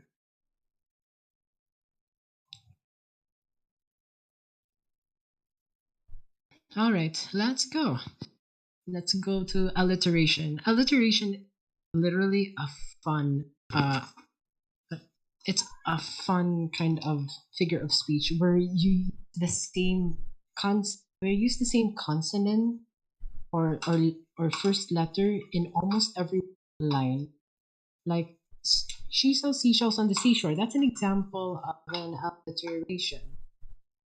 If you notice that the letter S is a recurring letter in that poem or in that tongue twister. Now here's another example. Let's go. Silvery shiny shore swept sand towards the sea. It's another good example, but it's actually pretty tricky because you'll need to think of a clever way to put up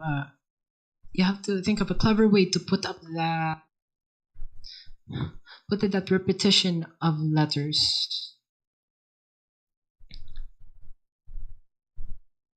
You can use any of these techniques or forms or these little figures of speech in your just saying. Here's a last example. Lovely leaves of the lilac. Okay, let's proceed to another one. Irony. Irony is the use of words and phrases to imply the opposite of what's meant. If you know what I mean, when you say something, it means the opposite of what's actually meant. Here's an example. Nobody heard him, the dead man, but still he lay moaning. I was much further out and not waving, but drowning. But here, let's analyze this thing. Nobody heard him, the dead man. So we know that the man is dead, but he still lay moaning. So that means that man could be alive, even though they say he is dead, because he was moaning. I was much further out than you thought, and not waving, but drowning. This here is the main irony, because what we thought that he was dead. He's actually alive, and he was not. But then it says again, he was not waving, but drowning, implying that he is still dead, but moaning. The fish is drowned. Oh, that is a good example of irony. Very good, Sean. Because fishes are not supposed to drown. Well, there's a specific type of irony which is called oxymoron. I would like to. Well, oxymoron is when two words are put together but actually are contradicting. Let's say, for example, you are pretty ugly.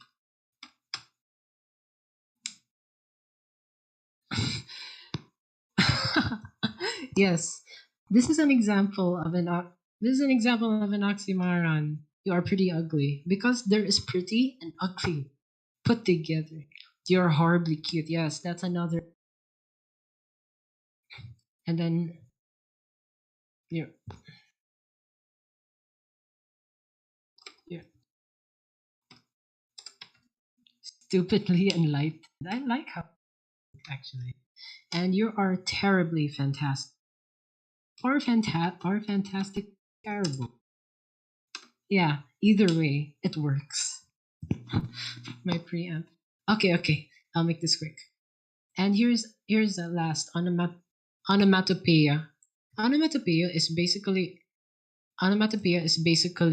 using real life sounds and putting it into text. Like woof woof arf arf. The the sound of the clanking of a bell, or the toll of the bell, or the ding dong, or the clank of falling tools that fell off the toolbox. And I believe that is all. Yes, sorry. And I and that's most of the common figures of speech that I can give to you that you would be able to use in your in your uh in your poetry or in your prose. Now, does anyone have any questions? Because I'm going to give the mic today. Very good. I hope you have learned something from my seg. Oh, no questions. Okay. I hope you have learned something useful in my segment of this workshop. And now I will give the mic to our friend Ide. Let's give him a big hand or whatever.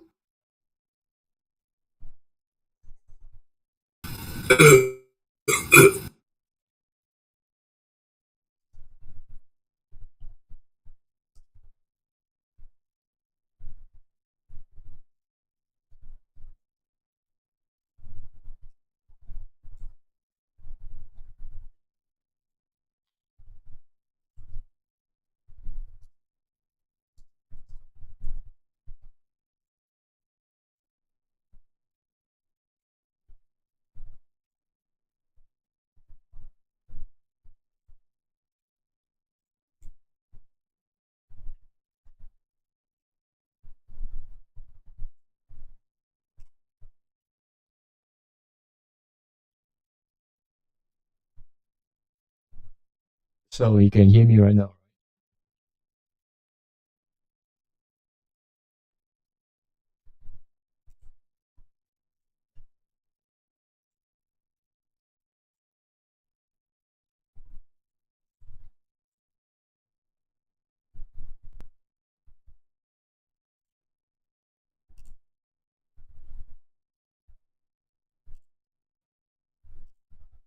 Alright, so now I'll begin with a few work studies in the uses of the, just now we said the similes, the contradictions, and stuff like that. So since I'm a literal nut and I don't read much about anything else. I'll just read whatever I have time to read, or just straight up not read anything. I'll just go off with the ones that I'm the most knowledgeable on, and that will be the stuff that Embuna has written upon. So Embuna is known for its songs which have lyrics which are keen and more times expressive than poems. He has said in his interviews that he writes in a more unorthodox way, which lyrics are written before the music and stuff like that. You can hear, you can see from one of the small snippets from one of his songs. He he wrote, "It's the worst, it's the worst. I couldn't help but laugh. It's the worst. Lyrics for the sake of the song." So yeah, if you write songs like WAP, everyone's gonna hate you, man. So today we'll be mostly focusing on the one of the excerpt text on one of the songs, I Need You. The excerpt text goes as: in a single 6 to 10 minute room, I write my song. My life was just one memory after another. Indigo blue rainy days, feeling the cold on my back as I lie on the ground. The smell of dried out earth and grass, the space beneath the overpass, and the sensation of asphalt against my fingertips. The ultramarine of the sky reflected in my field of vision, the heavy, blurring deep indigo. Life is just one compromise after another. In the midst of making choices one by one, there are times when I decisively make mistakes. I'm growing up without forgetting that sensation. The sunset lost in the night is piercing the apartment is sekimachi. The dried out red color is reflected in the glass of the window. Notice the way he inserts the word paintings, all the while making it flow smoothly with the narrative of the persona. Although it may seem easy in concept, when you're writing, it seems easy to just throw these words in, all the while you're describing the persona. The context in which they are placed and in which order is quite important.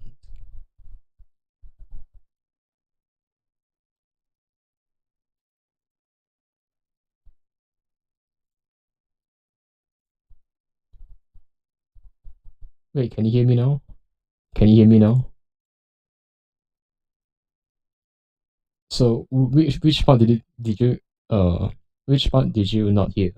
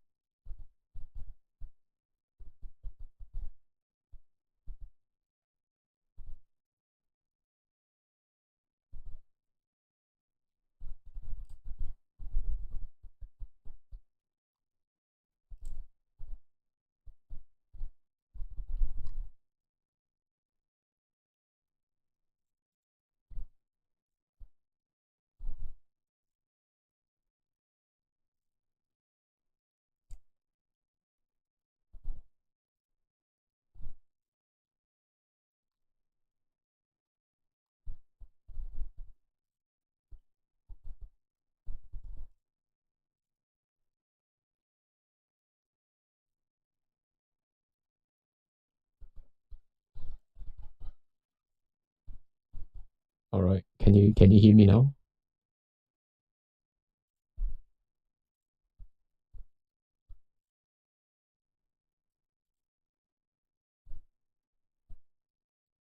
Um.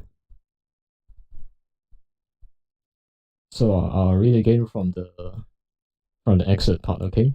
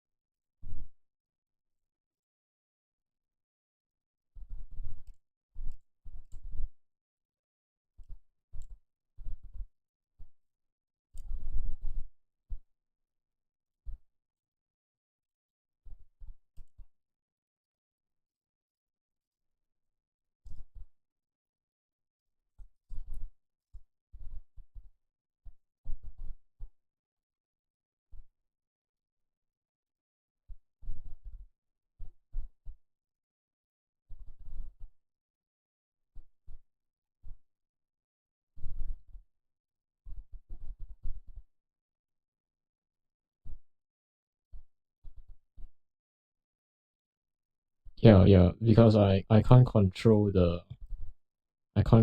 the Google Forms while I am on the Google Forms. Let me reset the stream for a bit.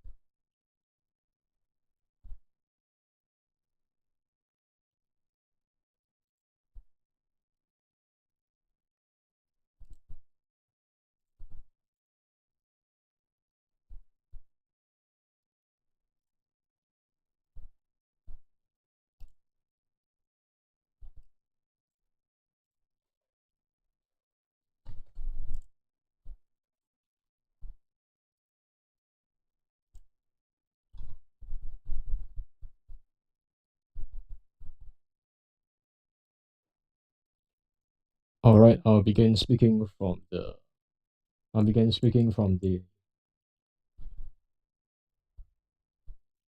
excerpt again.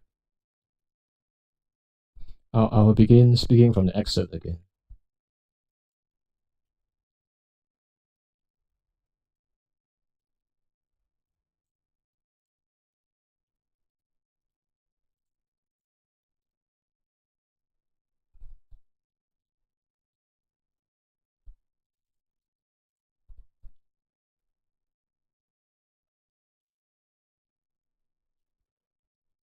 Uh,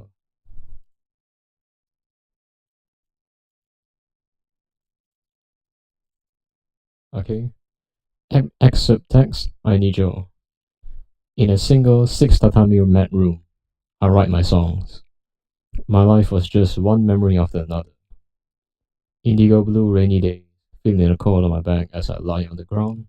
The smell of dried out earth and grass, the space beneath the overpass, and the sensation of asphalt against my fingertips.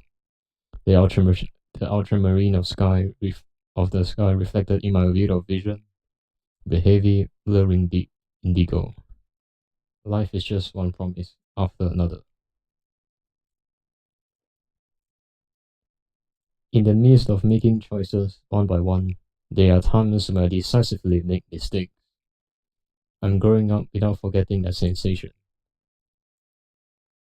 The sunset lost in night, piercing the apartment in Sekemachi. The dried out red color is reflected in the glass of the window. Notice the way that he inserts these wood paintings, all the while making it flow smoothly with the narratives of the persona. Although it may seem easy in concept, like it's just placing words into the things that you're writing, the context in which they are placed and in which order that they are placed into the writing is quite important. If you do not present them in a coherent way, it will actually sound very fragmented. Like, you can describe somebody walking into a room, but then you change to a perspective that you're looking into the room from outside the window. Then suddenly, you're changing the perspective to a first person perspective. And these jarring transitions are kind of similar like you're watching a video. If you watch a video and the person in the video is walking normally and it suddenly cuts to a scene that is completely unrelated, that's what it'll feel if you insert these word paintings incorrectly. So knowing the context of how you're putting them is quite important. I've never learned much of a formal system to labeling these, but I've just categorized them myself into three simple categories. And we will be taking these examples from the excerpt. The first categories will be realm. In the first sentence,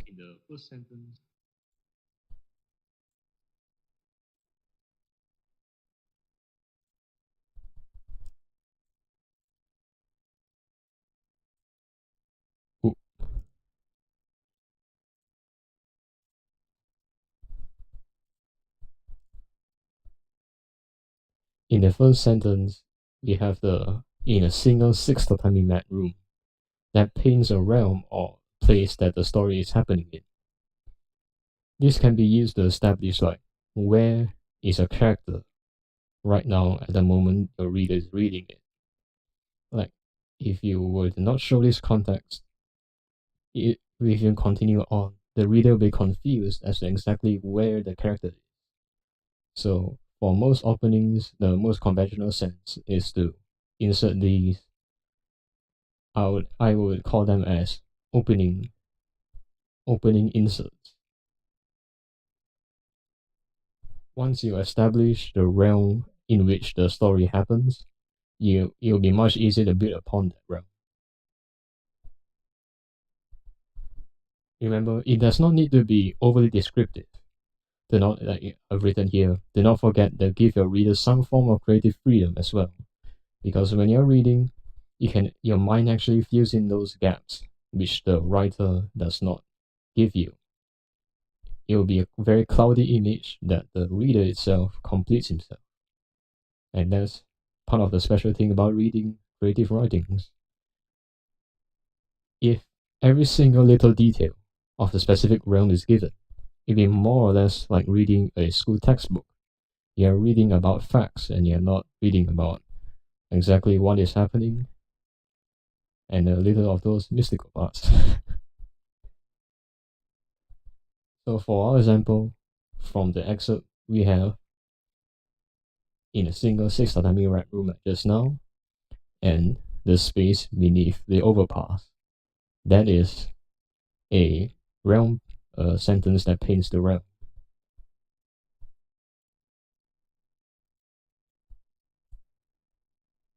For the second part, we have color. Color is a very powerful imagery descriptor. Like if I tell you, I have a luscious red apple, you can try to imagine that apple in your head. If you close your eyes right now, you see the luscious red color.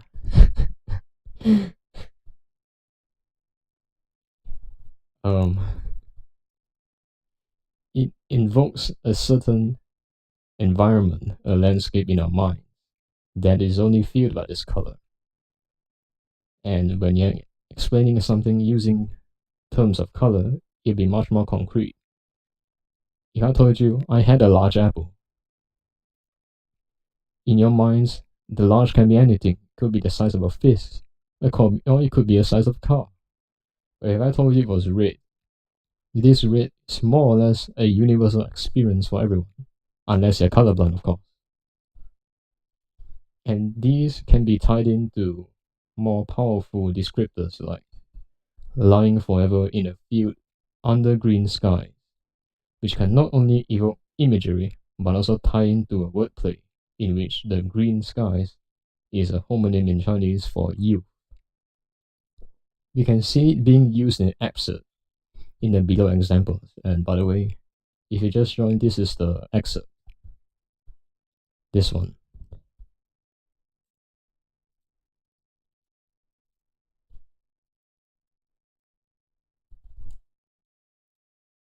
We can see it being used in the indigo blue rainy days, the ultramarine of the sky reflected in my field of vision, the heavy blurring deep indigo. The dried out red color is reflected in the glass of the window.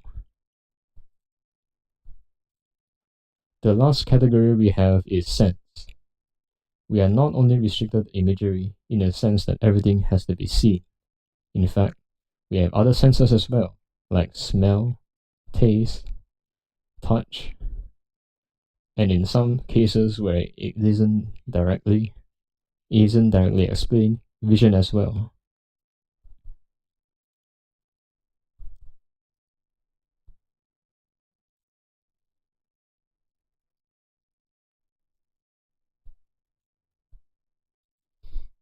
We can see it being used in the excerpt with the sentences, the smell of dried out earth and grass. It's a stimuli of smell. The feeling of the cold on my back as I lay on the ground. It's a feeling of something that's cold on touching your back. The sensation lost in the sensation of asphalt against my fingertips. The persona is maybe using his hands to touch the asphalt. The asphalt has rocks, and you can feel that texture. The sunset lost in night is piercing the apartment in Sekimachi. That is sight. He's seeing the environment in front of him. So now we can recap on all of these categories added into the excerpt, and they are color-coded. For realms, they will be color-coded in red. For blue, they will be color-coded in blue. And for sense, they will be in green.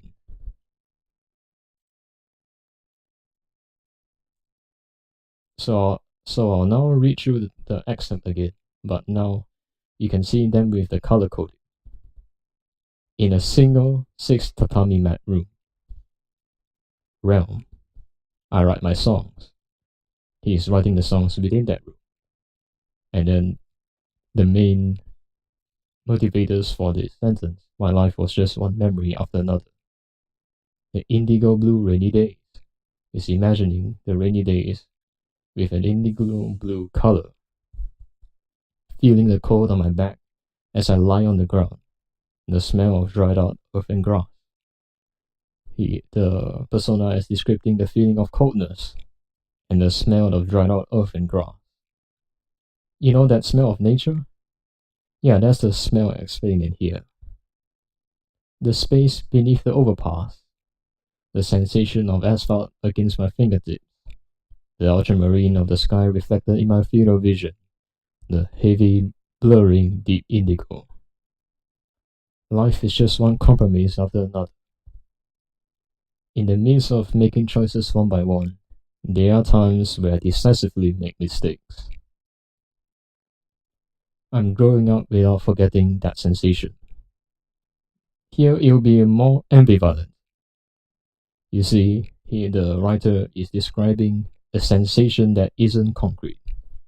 He's just forgetting that sensation, but it doesn't tell you what that sensation is. So this will be more ambivalent. I've color-coded it green as a part of a sense, but it's not within those 5 senses. I guess you could say like this is a 6th sense or something.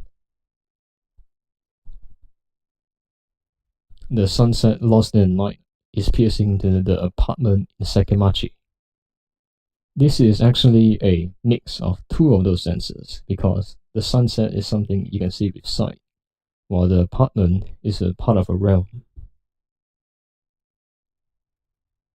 The dried out red color is reflected in the glass of the window. This is also a mix of the color descriptors and the sense descriptors.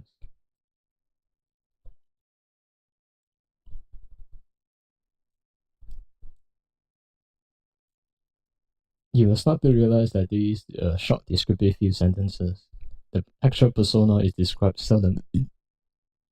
Excuse me. You start to realize that the actual prescriptions of the persona is described seldomly.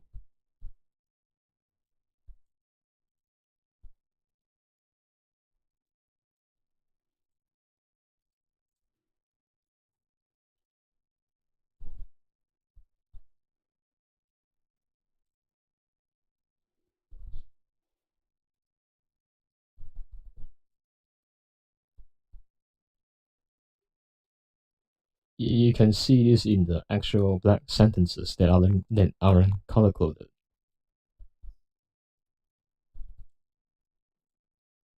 If you give it a count, there are only 1 sentences, 2 sentences, 3 sentences, 4 sentences, and that's about it.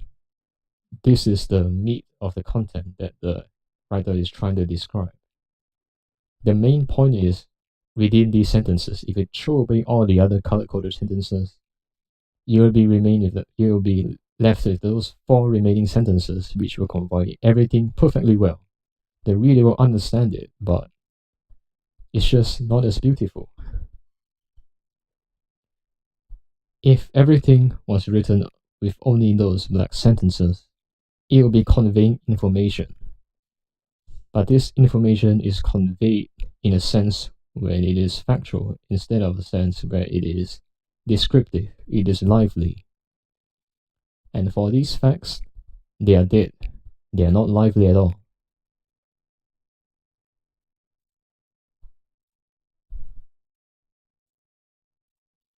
If you comprise your story or your writing entirely of these black sentences, either you are writing something that is meant to be factual, or if you are aiming to have something creative, you are taking a very risky turn because you are writing a story that has no life. It is text that is dead that the reader cannot feel.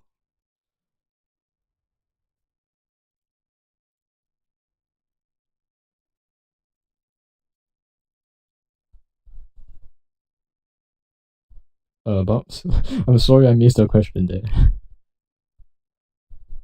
Oh, no, it's fine. I was just waiting for you. I intended to ask you after your presentation. Don't worry. It's okay. I'll just the realm refers to concept of space. I know that's a very weird reply, but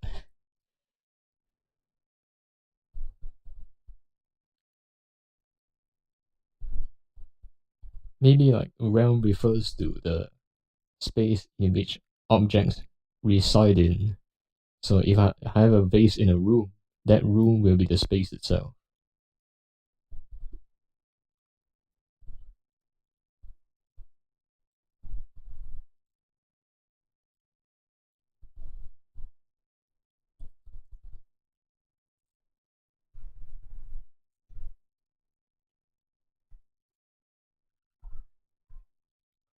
This descriptive text is simple in concept, but if you can utilize it well, like Mbuna does in his lyrics, it has powerful potential to change up the way you write your lyrics, the way you write your stories. But it's something that takes quite a much more time to master when you've gotten into the knack of it. It's simple beginning off, but maybe if you were to write descriptive text now, like one day, today, 1 year later, you come back to it and you realize, hey, this descriptive text is actually quite two-dimensional. It's quite flat, and you will get more lively over time because you know which context works and which context doesn't. And the most important thing is to not burden your reader with too much of these descriptive texts, because you'll slowly become so lively it becomes old and dies out. Because a lot of these, like I've said just now, a lot of these gaps that you leave behind in your writing is actually filled in by the reader. The reader fills in these gaps in their minds themselves, and you're assisting them in filling those gaps in. You have a vision that you want to convey to the reader, and once you put these texts in, you don't need to go 100% fully descriptive, 100% factually correct. You leave these tiny little gaps in that the reader itself can fill in those gaps. And if you know how to manipulate those gaps, you can actually have multiple layers into how the reader may fill in those gaps. The reader may have multiple methods of filling in those gaps, and that's what makes your writing three-dimensional. It has more realm instead of just a very simple descriptor.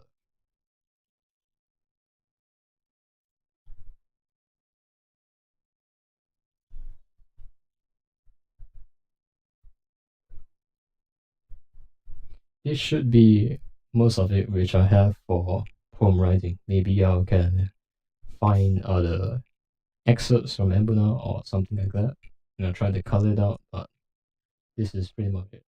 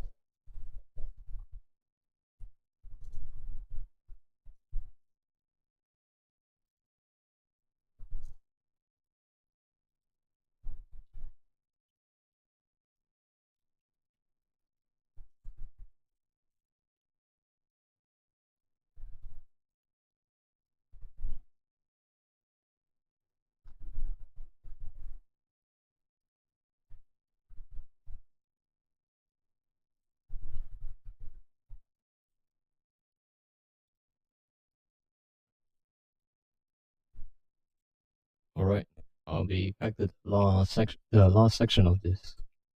And this is regarding the loss of motivation to continue writing. And this is a bit more of a personal anecdote to the moments which I have faced the same problems. And originally, I thought there was going to be more people, so whatever. I'll just say this out and have it in recording.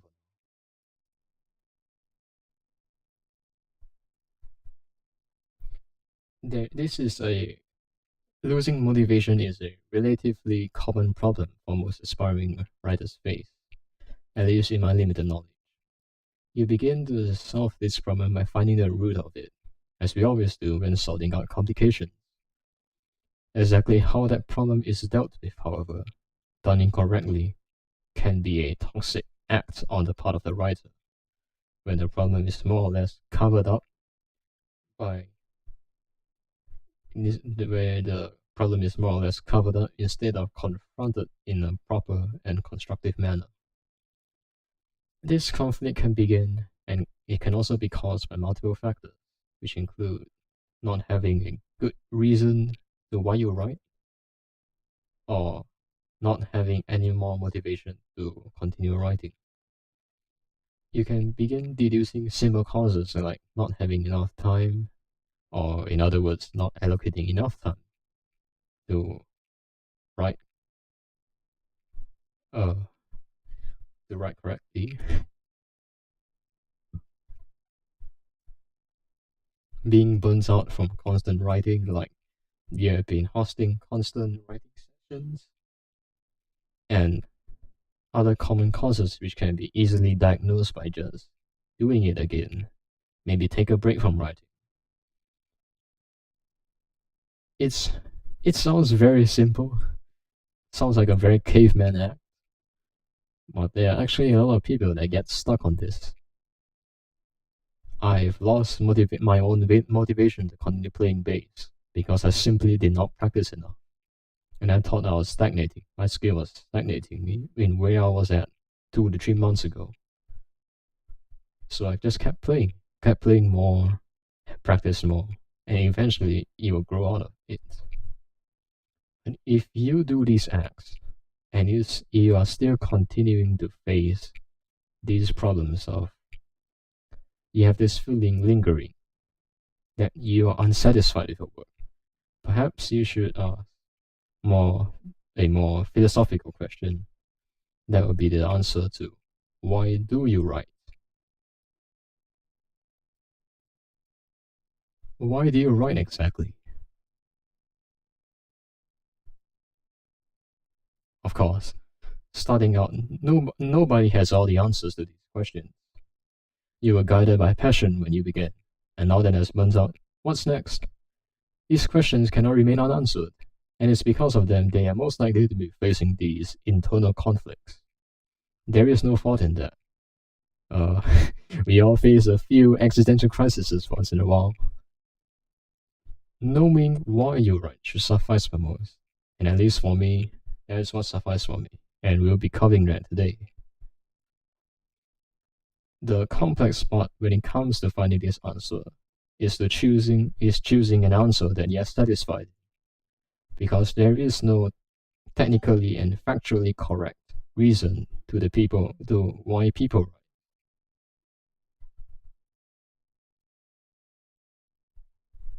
There can be no or little factual correctness when it comes to artistic expression, unless you're writing for academic purposes, which is a different kind of writing altogether. It's hard to fully articulate how you're supposed to go on your way to find this answer. So I resort to a personal anecdote of mine.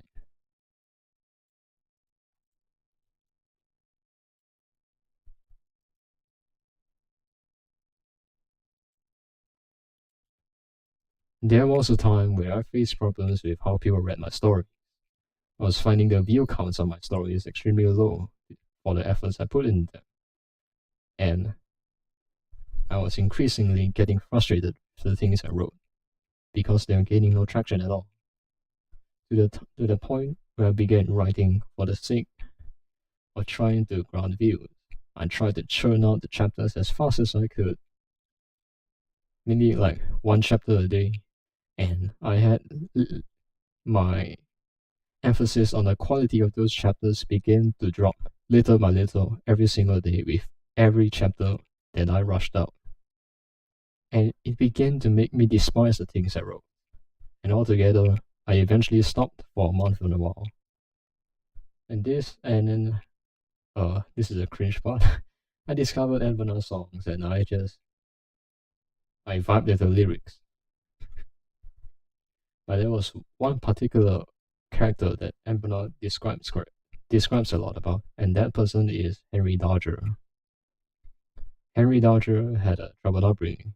He basically moved into a room in Chicago, and he wrote for a span of 43 years a 15,000-page novel, along with other works and all.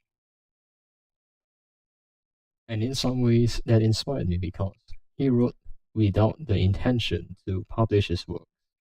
And if he could, he would probably write until the day his body failed him, which it did eventually. And Emperor explored this idea with the creation of this character named Amy, who, as a troubled youth, escaped the Gamla stan in Sweden for reasons which are most likely guided for his want to create music. In a sense, both Amy and Henry have done what they have done out of the pure enthusiasm for doing something for the sake of that something. He didn't write it for the intention of publishing it for fame, for money. He wrote it for the sake of writing.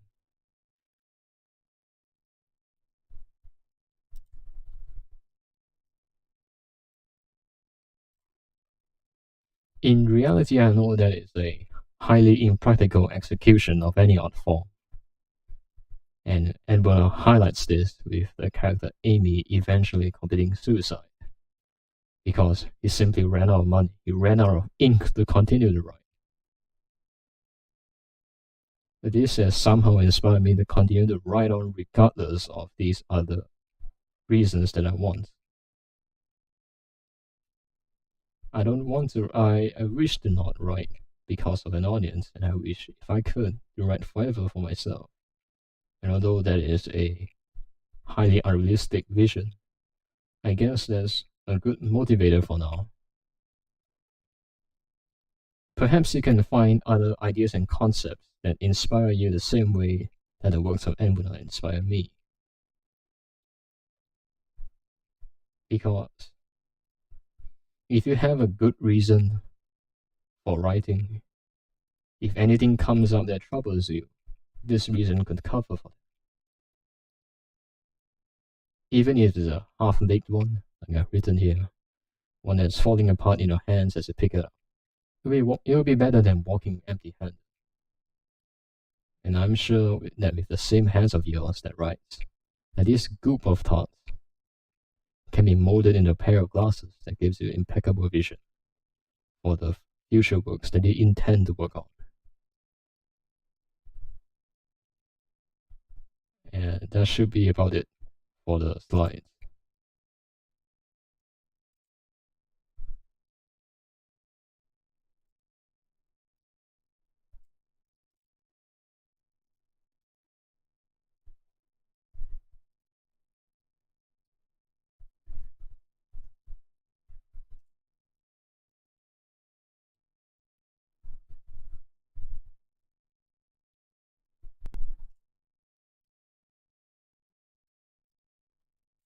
Yeah, does anyone here have any questions?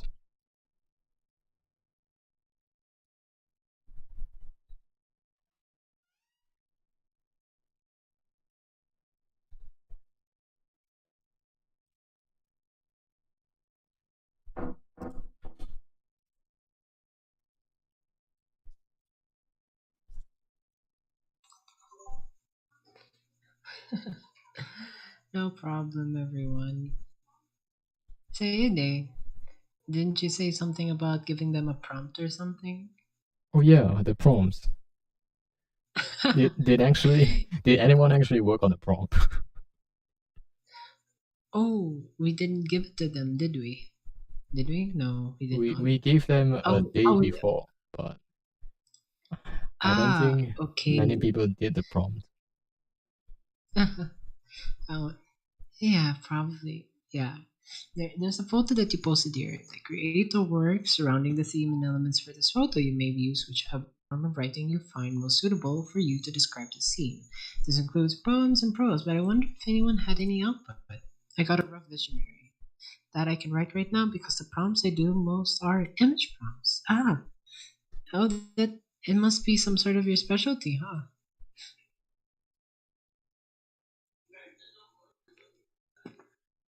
Sorta.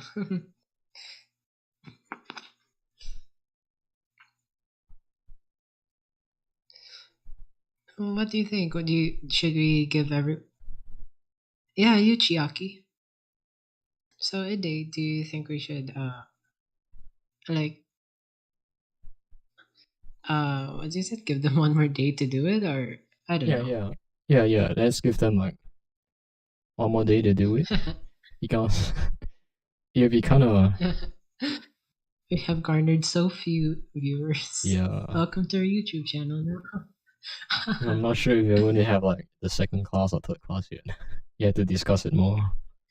Mm-mm. Well, didn't our friend Pierre say that he would have sessions of his own too, usually private? Ooh, who? I did he, or maybe my memory is just fading on me. But whatever the case, thank you everyone for it. Yeah, Samu has an idea on what's Because the actually, just now there are members that actually face problems with the latency. So could we like try other softwares instead of streaming on Discord? Because through my experience just now when I was monitoring the audio, Bubba, you had actually a lot of like audio artifacts. Like you would talk halfway and then you would like drop half a second of audio, or your stream would just suddenly lose quality for no reason. Really? Oh, yeah. Yeah. Oh, So I didn't know that. You might try to get another platform because we actually have other people that wanted to join, but then because of latency they left. Because of latency. So I wasn't that clear at the time. I see. But at least everyone got the gist of what we both discussed, right? No. I see. So thank you everyone for attending this workshop. I guess you can do the prompt, and then the both of us or just you will be able to assess it, and then we can give you corrections and suggestions on how you executed the prompt and your product, your poem or prose. I guess that could work. Yes. Oh, nice idea. Put it into writing, and then we might just get there, or even everyone else who are interested in the writing community.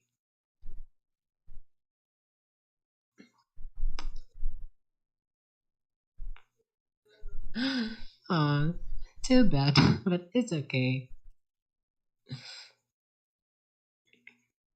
So this concludes our workshop for tonight.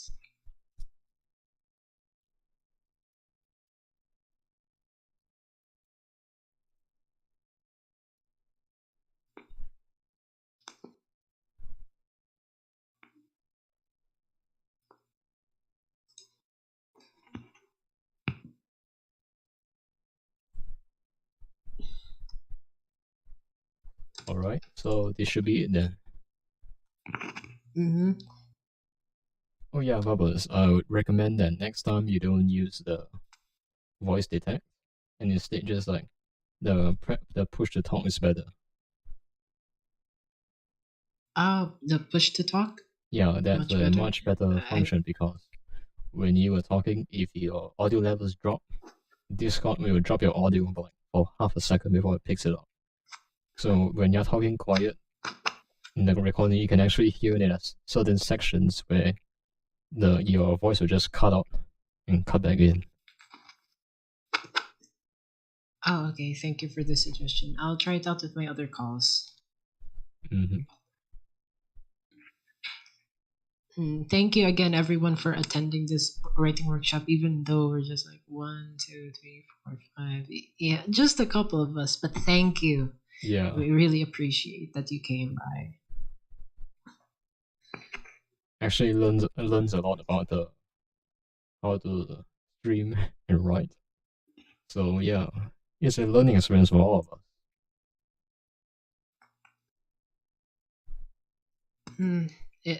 Is there a second day? Sean said. We have yet to discuss.